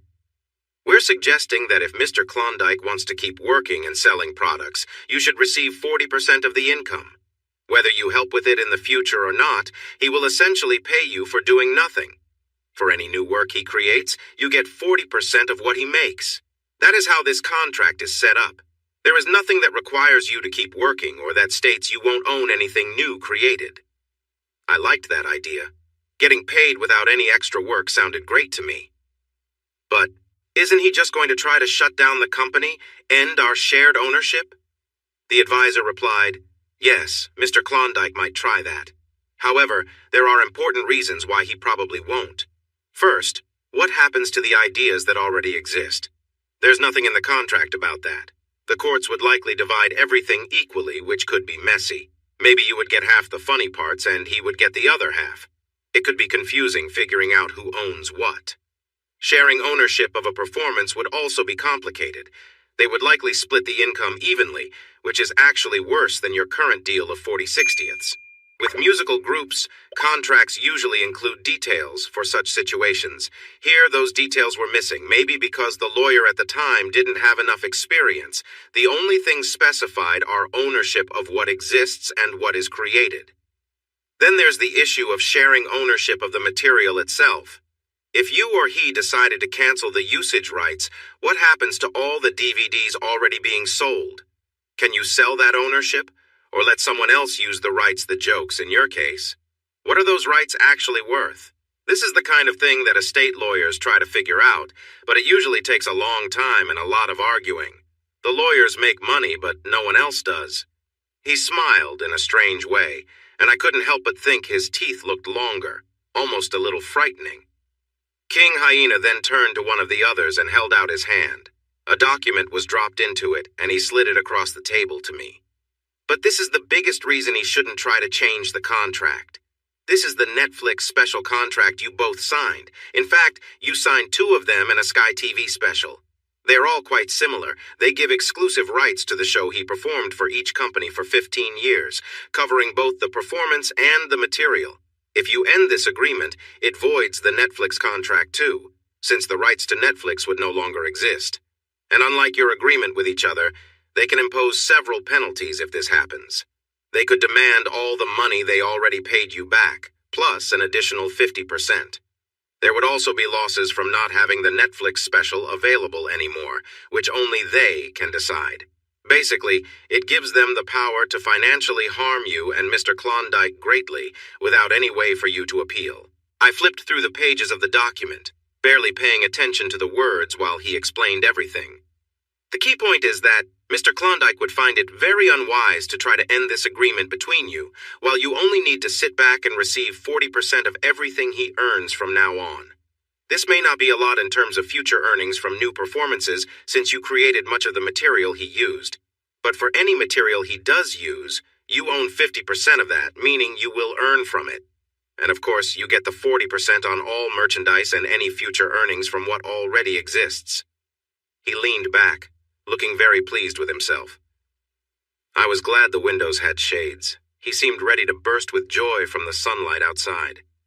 As I said, your best choice is to do nothing and let him pay you for it.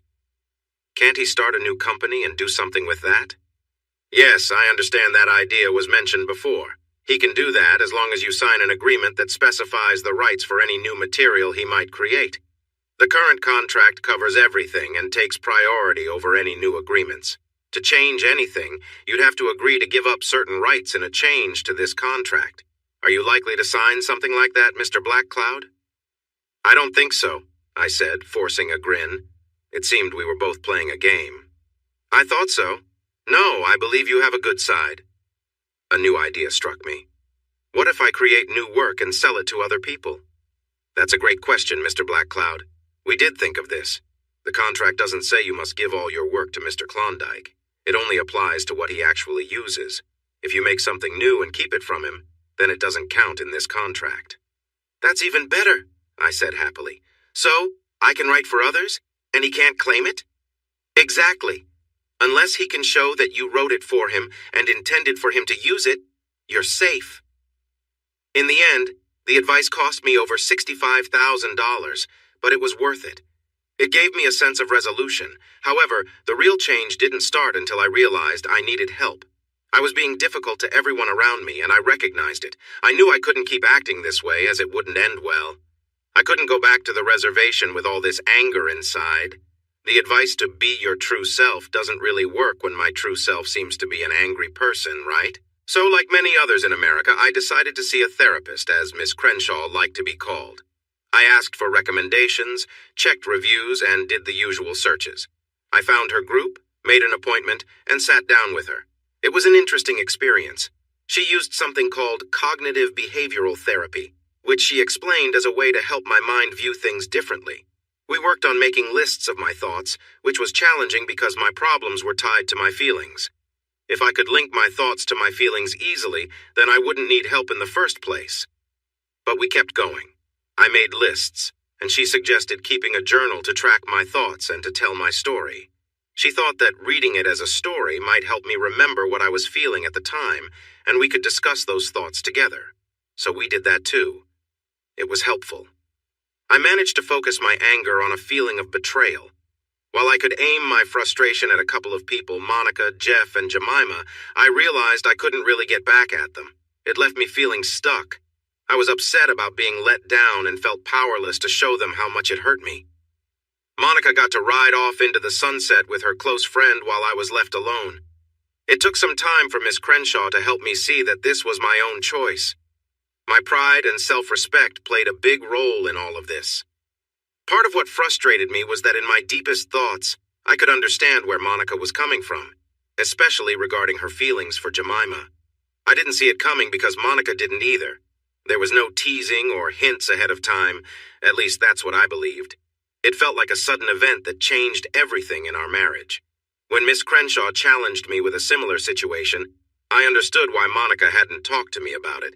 She clung to our relationship during that time to reassure herself that, even with this new part of her life, the old one wasn't gone. It was wrong of her to try to have both, and it was a poor decision. But I could see why she felt the need to explore without letting go of what she knew. Understanding didn't lessen the pain of feeling betrayed. Not telling me about her feelings for Jemima was unforgivable.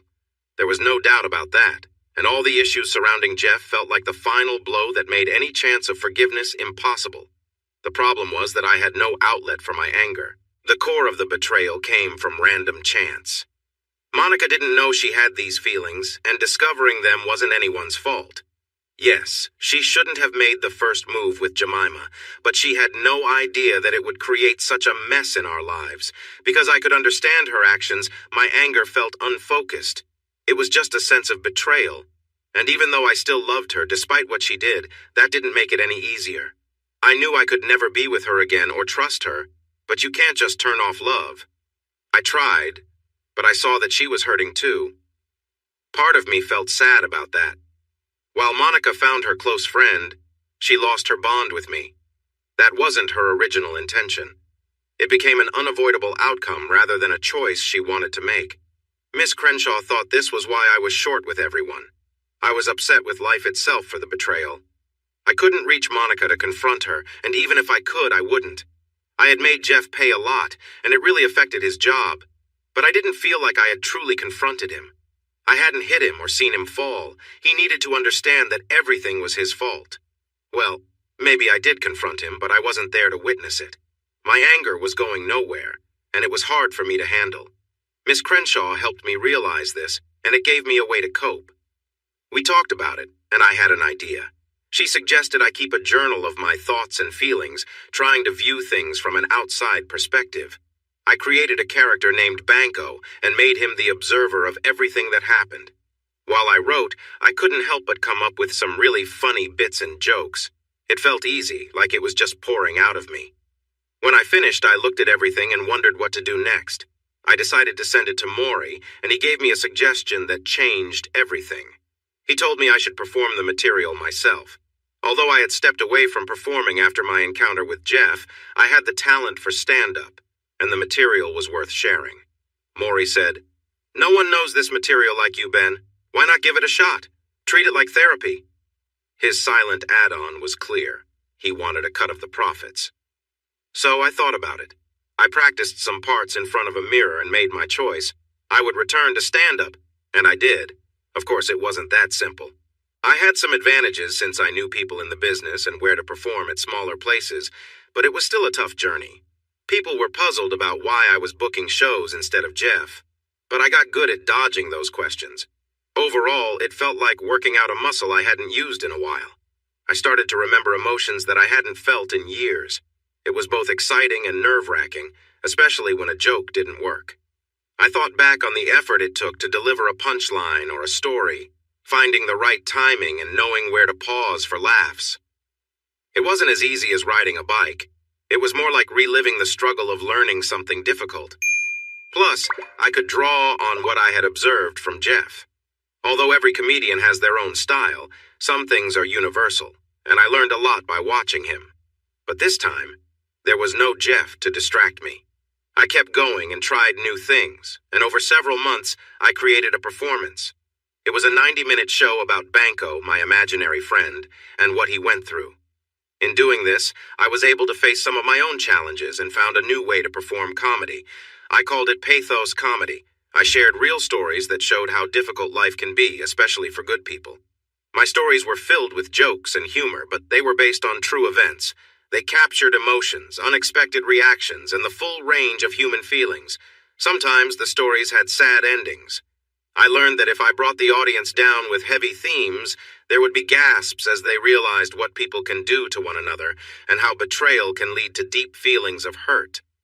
The audience understood this completely. Then, when I followed it with humor, the jokes felt even stronger. After a tough moment, people were eager to laugh again. It was amazing to see how that worked.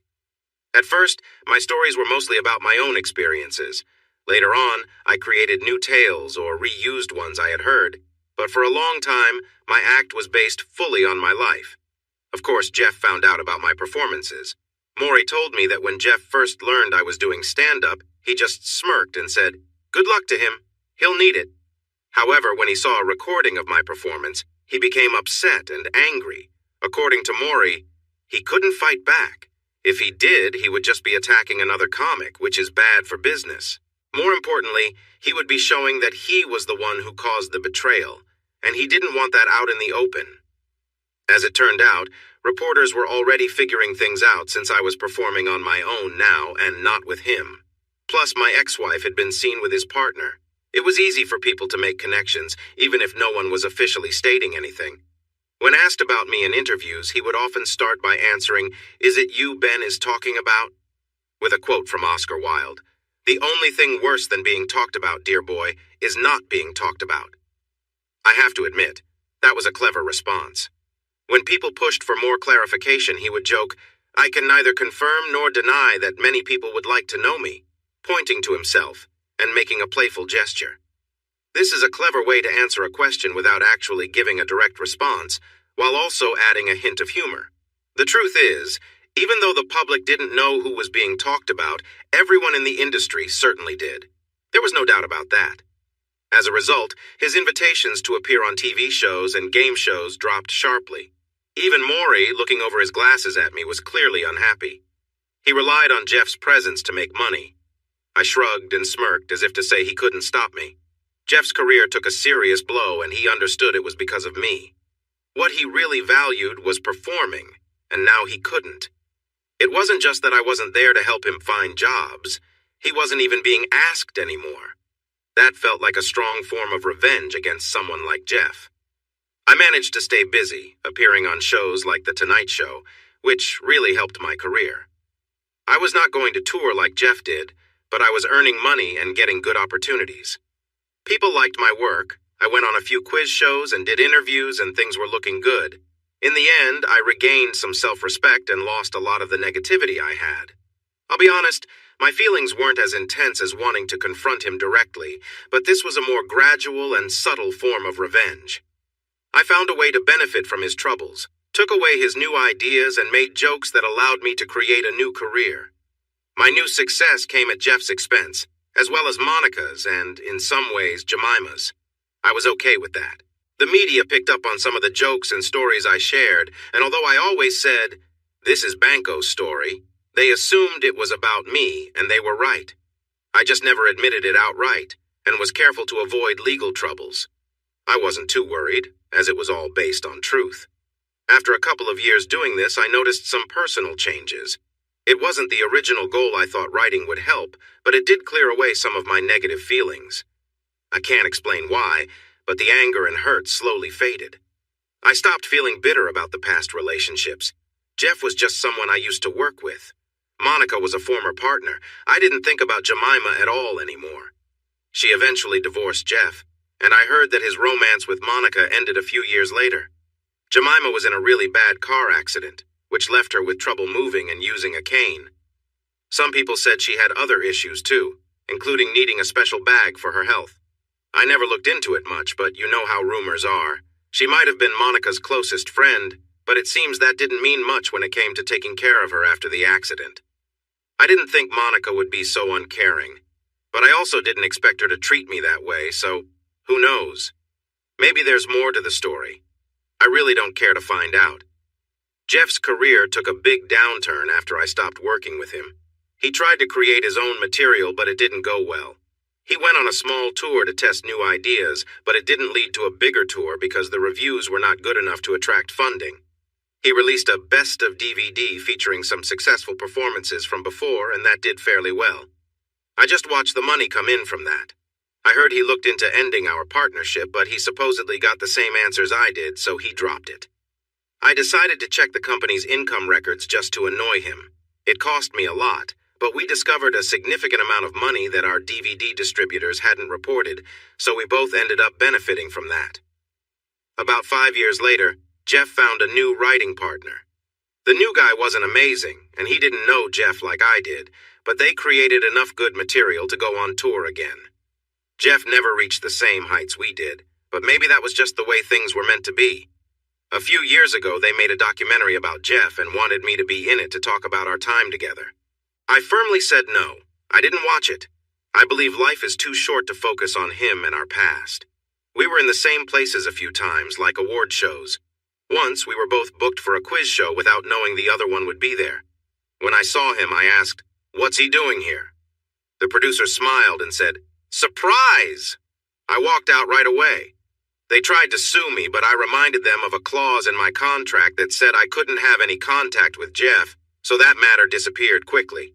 I heard he got married again and had a few kids, but that didn't last either. As for Monica, I tried my best not to pay attention to her. Sometimes it was tough since she was a great interviewer and her work appeared everywhere on TV, in books, magazines, radio, and podcasts. She was hard to ignore. She had taken it easy and done very little for about 18 months after we broke up, but then Britney Spears made headlines again, and Rolling Stone needed someone to interview her. Monica got the job. The interview turned out well. I always thought Britney was impressive. She works hard, that's for sure. It's clear she has her own struggles, and I felt for her. From what I know, she had a few relationships after Jemima, but none lasted long, and I don't know anything about them. She never remarried. In her late 60s, she published an autobiography where she shared everything. She talked about what happened between us, her feelings, my feelings, and even the awards meeting. Reading it was tough. I think she wrote it partly to punish herself in a way. She probably felt she deserved it. When the book was released, many people wanted to interview me about it, but I said no to everyone. Jeff gave one interview and was treated harshly by the reporter, which made him decide never to talk about it again. We met again a few years ago. I was hosting an awards show and she was there with an important actor, not because they were dating, but to observe him for a writing project. I was replacing another comedian who got sick, so I stepped in last minute. It was purely a coincidence that we were both there. I completed the show, and when Simon Bartleby received a Lifetime Achievement Award, I spotted her at his table. I stayed professional, but I couldn't help glancing her way from time to time. After the event, I was at the rooftop bar, enjoying a cigar and a whiskey while looking out at the bright lights of LA when I sensed someone was near. I knew immediately who it was. "Smoking, Ben? That's unusual. It's not good for you," she said, her first words to me in over 10 years, sounding quite motherly. Fitting, I suppose. "I think you lost the right to lecture me, Monica," I replied, still focused on the view. I took a long puff and blew it out for emphasis. There was a moment of silence before she said, "That doesn't mean I don't care, Ben." I sighed and continued to gaze at the stars before finally turning around to lean against the railing. She still looked great. The dress hugged her well, highlighting her best features while subtly concealing others. It showed just enough to be elegant without being overly revealing, and it fell to her knees, enough to show off her lovely legs without being too bold. Heels and simple jewelry that had its own value. I knew that because I had bought her the pearl necklace with small diamonds around it that she wore. She looked good, and I was sure she knew it. She was not someone who kept her talents hidden. I really didn't know what to say. There were no easy topics to discuss. She was my ex-wife who had been in a serious relationship with another woman, then became involved with my business partner, and ended that with a difficult choice, only admitting it when confronted. There wasn't much for me to say that wouldn't lead to anger. "How have you been? You did well up there. You always found the right balance between humor and respect, she acknowledged, showing that she wanted to talk, even if it was about ordinary things. It's easier than true stand-up, just a few jokes and acknowledging some audience members before moving on, I replied, trying to keep the conversation light. But it still needs original material. There was clearly a lot unsaid, and I wondered what she truly wanted. I watched your early shows. I went several times, she said, moving closer and leaning on the railing beside me, drink in hand, looking back at me. 27 times if I count them all. I chuckled at how silly that was. It was my way of staying connected to you, she said. But when you started sharing those stories, I sank down in my seat, thinking everyone would notice they were about me. Jemima came with me the first time and left halfway through, trying not to cry. I know they were real stories, and you had every right to tell them, but wow, Ben, you went deep. I couldn't help but smile a little at that. Mission accomplished. Every time I watched you, I felt the regret of what I did all over again. I saw the hurt in you. You were up there making jokes, but I could see your sorrow. I know how you hide your pain, the ultimate sad clown. It felt like punishment for me, picking at the wound inside me, feeling regret again, seeing you share what I did to you, how it hurt with everyone while I couldn't even acknowledge my actions. It was a prison I built for myself, and I kept coming back for more.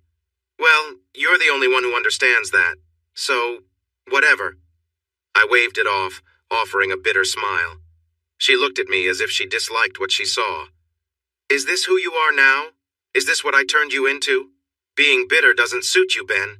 It makes you look old, she said with a hint of bitterness in her voice. If I look that way, it's because of you, the other woman, and my good friend Jeff, I shot back, refusing to feel worse than I already did. The familiar pain inside me turned into a heavy anger. Don't try to make me the bad guy here, Monica, I replied. She looked at me with a sad expression. There was a pause, and then she whispered, No, of course, Ben. I'm sorry. I miss you so much. I'm so lonely, and I keep thinking about how good our life was together. I wish we could find a way back. But there was no way back, and I chose to stay silent this time. To fill the quiet and out of curiosity, I asked, What happened with Jemima? Monica sighed and took a sip of her champagne, gripping the glass tightly, her knuckles white. After we broke up, I moved in with Jemima and stayed in her loft. It was nice, but it felt empty. I missed you too much. I was so worried about you and how you were feeling, but there was nothing I could do. You made it clear you wanted to be apart, and now I see that I made all the wrong choices for you. Jemima spent a lot of time trying to help me. I was struggling. What was supposed to be a time for us to discover each other turned into her taking care of me. I was often lost in my thoughts, trying to cope with everything. I'm really sorry I caused that, I replied sarcastically. Her expression grew even sadder. Ben, I wasn't trying to blame you. I know I caused my own issues, not you. I just wanted to share how I felt. I just stared at her, understanding but unsure. Once I started to get a grip on my life as much as possible without you, we had a decent couple of years. Being with a woman as a partner is very different. You talk more, but it doesn't always lead to action. With men, you tend to act. You try to fix things. Women express feelings, while men focus on solutions. Anyway, she smiled shyly at what I said, and I found it charming, but I quickly pushed those thoughts away. After the accident, everything changed. Jemima became so bitter and, I'm trying to think of the right word. Hostile? I chuckled. You're the journalist. You should know. I'm an interviewer, Ben, not a journalist. I can tell you weren't listening when I mentioned that. I shrugged. Anyway, she was filled with anger toward everyone. She thought it was the world's fault. She was hurt badly and could never move past it. She was resentful and everyone had to just accept it. By then, she had divorced Jeff, so it was just the two of us. For someone who was once a model, she didn't have many friends. It was just me, and I handled everything. Since no one else could take her anger, I got it all. She was sharp, rude, and always on my case. She believed I would leave her every time I was gone for more than a couple of hours, accusing me of being with someone else. If someone came over, it wouldn't take long for her anger to show, and her snide comments would come out. It was as if her personality changed completely after the accident. I even asked the doctors about it, and they mentioned her head injury. But it was more than that. It felt like she had lost part of herself. Still, there was a limit to what I could handle. I loved her, but I loved who she used to be, not who she had become. So much for in sickness and in health, I scoffed. I wasn't married to her, Ben. We never made promises. Yeah, well, we did. And look what that brought us. I couldn't hold back my words. Even after all these years, I was still trying to get back at her. I guess I wasn't as over her as I thought. Miss Crenshaw would be so let down. Monica stayed quiet. She just looked out at the lights, the way I had been. She gazed for a moment before continuing. It's ironic. I left her, but not for the reasons she feared. There was no one else. I had already ruined my life with you, and I wasn't interested in another relationship. I mean, really, I am not a lesbian. I was a Gemimian. But I just couldn't take it anymore. It was such a harmful environment. Nothing I did was right, and she could really hurt you with her words. I cared for her, but she just tore me and our relationship apart. She turned to me, extending her hand. Can I? She asked, pointing at the cigar. I shrugged and handed it to her. She took a long drag and exhaled slowly. I really shouldn't do this, she said softly. She died a couple of years ago, she stated plainly, giving the cigar back to me. Her internal organs started to fail. We knew after the accident that she would never grow old. The damage was too severe, and sure enough, they began to fail. She was never going to get a kidney transplant. Not with the long waiting lists, especially since she had been so hurt. They weren't going to prioritize her. Not when there are people who really need help, and it would have only bought her a little more time anyway. She reached out to me. It seemed like she understood what had happened and said she was sorry for her behavior. It was clear she had no one else to turn to, so I decided to help her. I did some research and got in touch with people in Switzerland. I arranged for a special flight. I was there holding her hand when she took the pill, and the light in her eyes faded. Monica stopped speaking after that, her voice flat.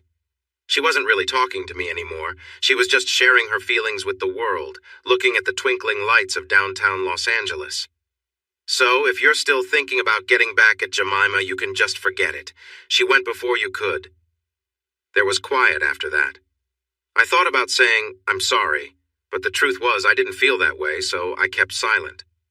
It felt strange to realize that I could think like this, knowing someone close to me made such a choice. I knew I wasn't a bad person, but I had to admit there were times I wondered, and this was one of them. Then Monica turned to me and said, You know, some of her last words were about you.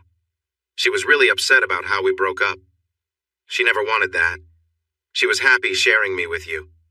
She knew you were important to me, and she never wanted to come between us. Some of her last words were about how she wished she could have said sorry to you before it was too late. She liked you a lot. She always called you Jeff's better half. She often thought about how nice it would have been if the three of us had spent time together. She was troubled by how our love could have harmed our marriage. It never seemed fair that something so good could come at such a price. A price to you. I took on that burden, but you didn't deserve that. She couldn't understand how her happiness and mine had to happen at your expense. She paused for a moment, staring at the lights. But it did, and I can't fix that. I did something terrible, thinking it was for love, and it hurt you and your relationship with your friend, with my new partner, and with me. I just wish there was a way to change everything. It was clear she was waiting for me to say something. Maybe she hoped for forgiveness, or maybe time had passed and she wanted to be friends again. Not a chance. This conversation only made me realize how disgusted I still was with what she had done and how she had made excuses for it. I still cared for her a little, but the love I once had was fading. But the main feeling I had was that she had done something really awful to me. I didn't feel hate anymore, and my anger was fading. I just looked at her and saw a very flawed person who had put herself first, even when it hurt me.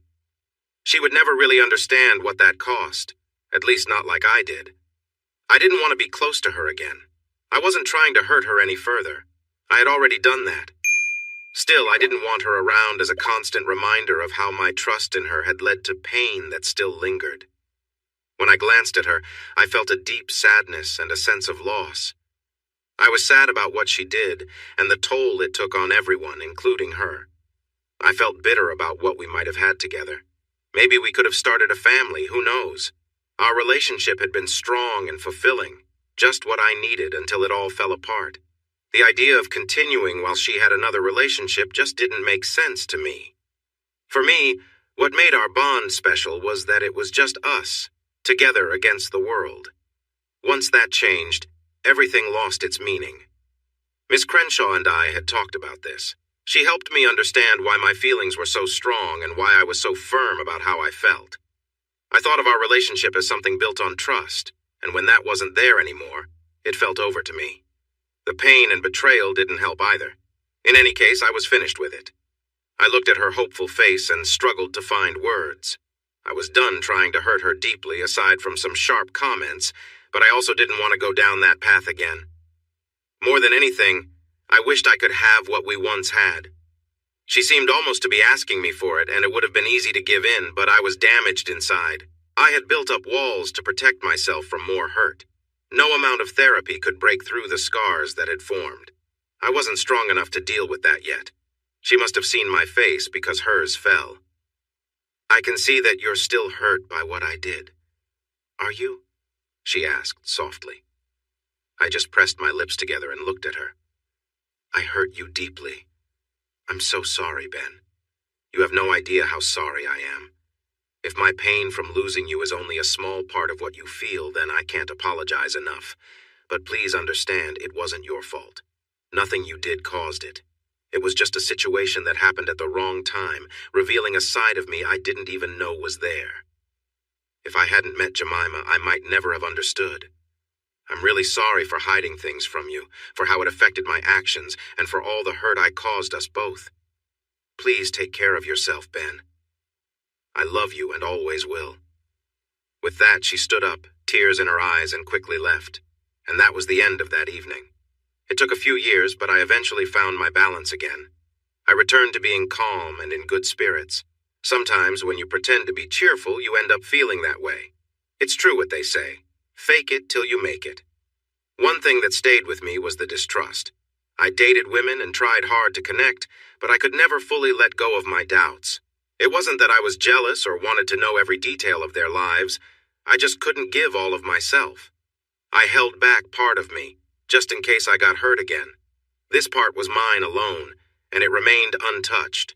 This never improved, and they all noticed in the end. They realized I wasn't completely there, and I suppose it says a lot about the women I chose that not one of them was okay with that. They recognized it, pushed me to change, and then moved on when I couldn't fulfill what they needed. None of them were willing to settle, which was probably the right choice. I was picking the right partners, but not able to offer them what they wanted.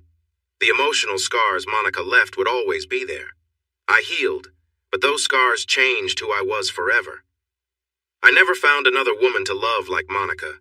I met many great women, but no one felt like the one. But that's all right. My life has been quite good, even better than many others. Later in life, in my 50s, I met someone who was in a similar situation.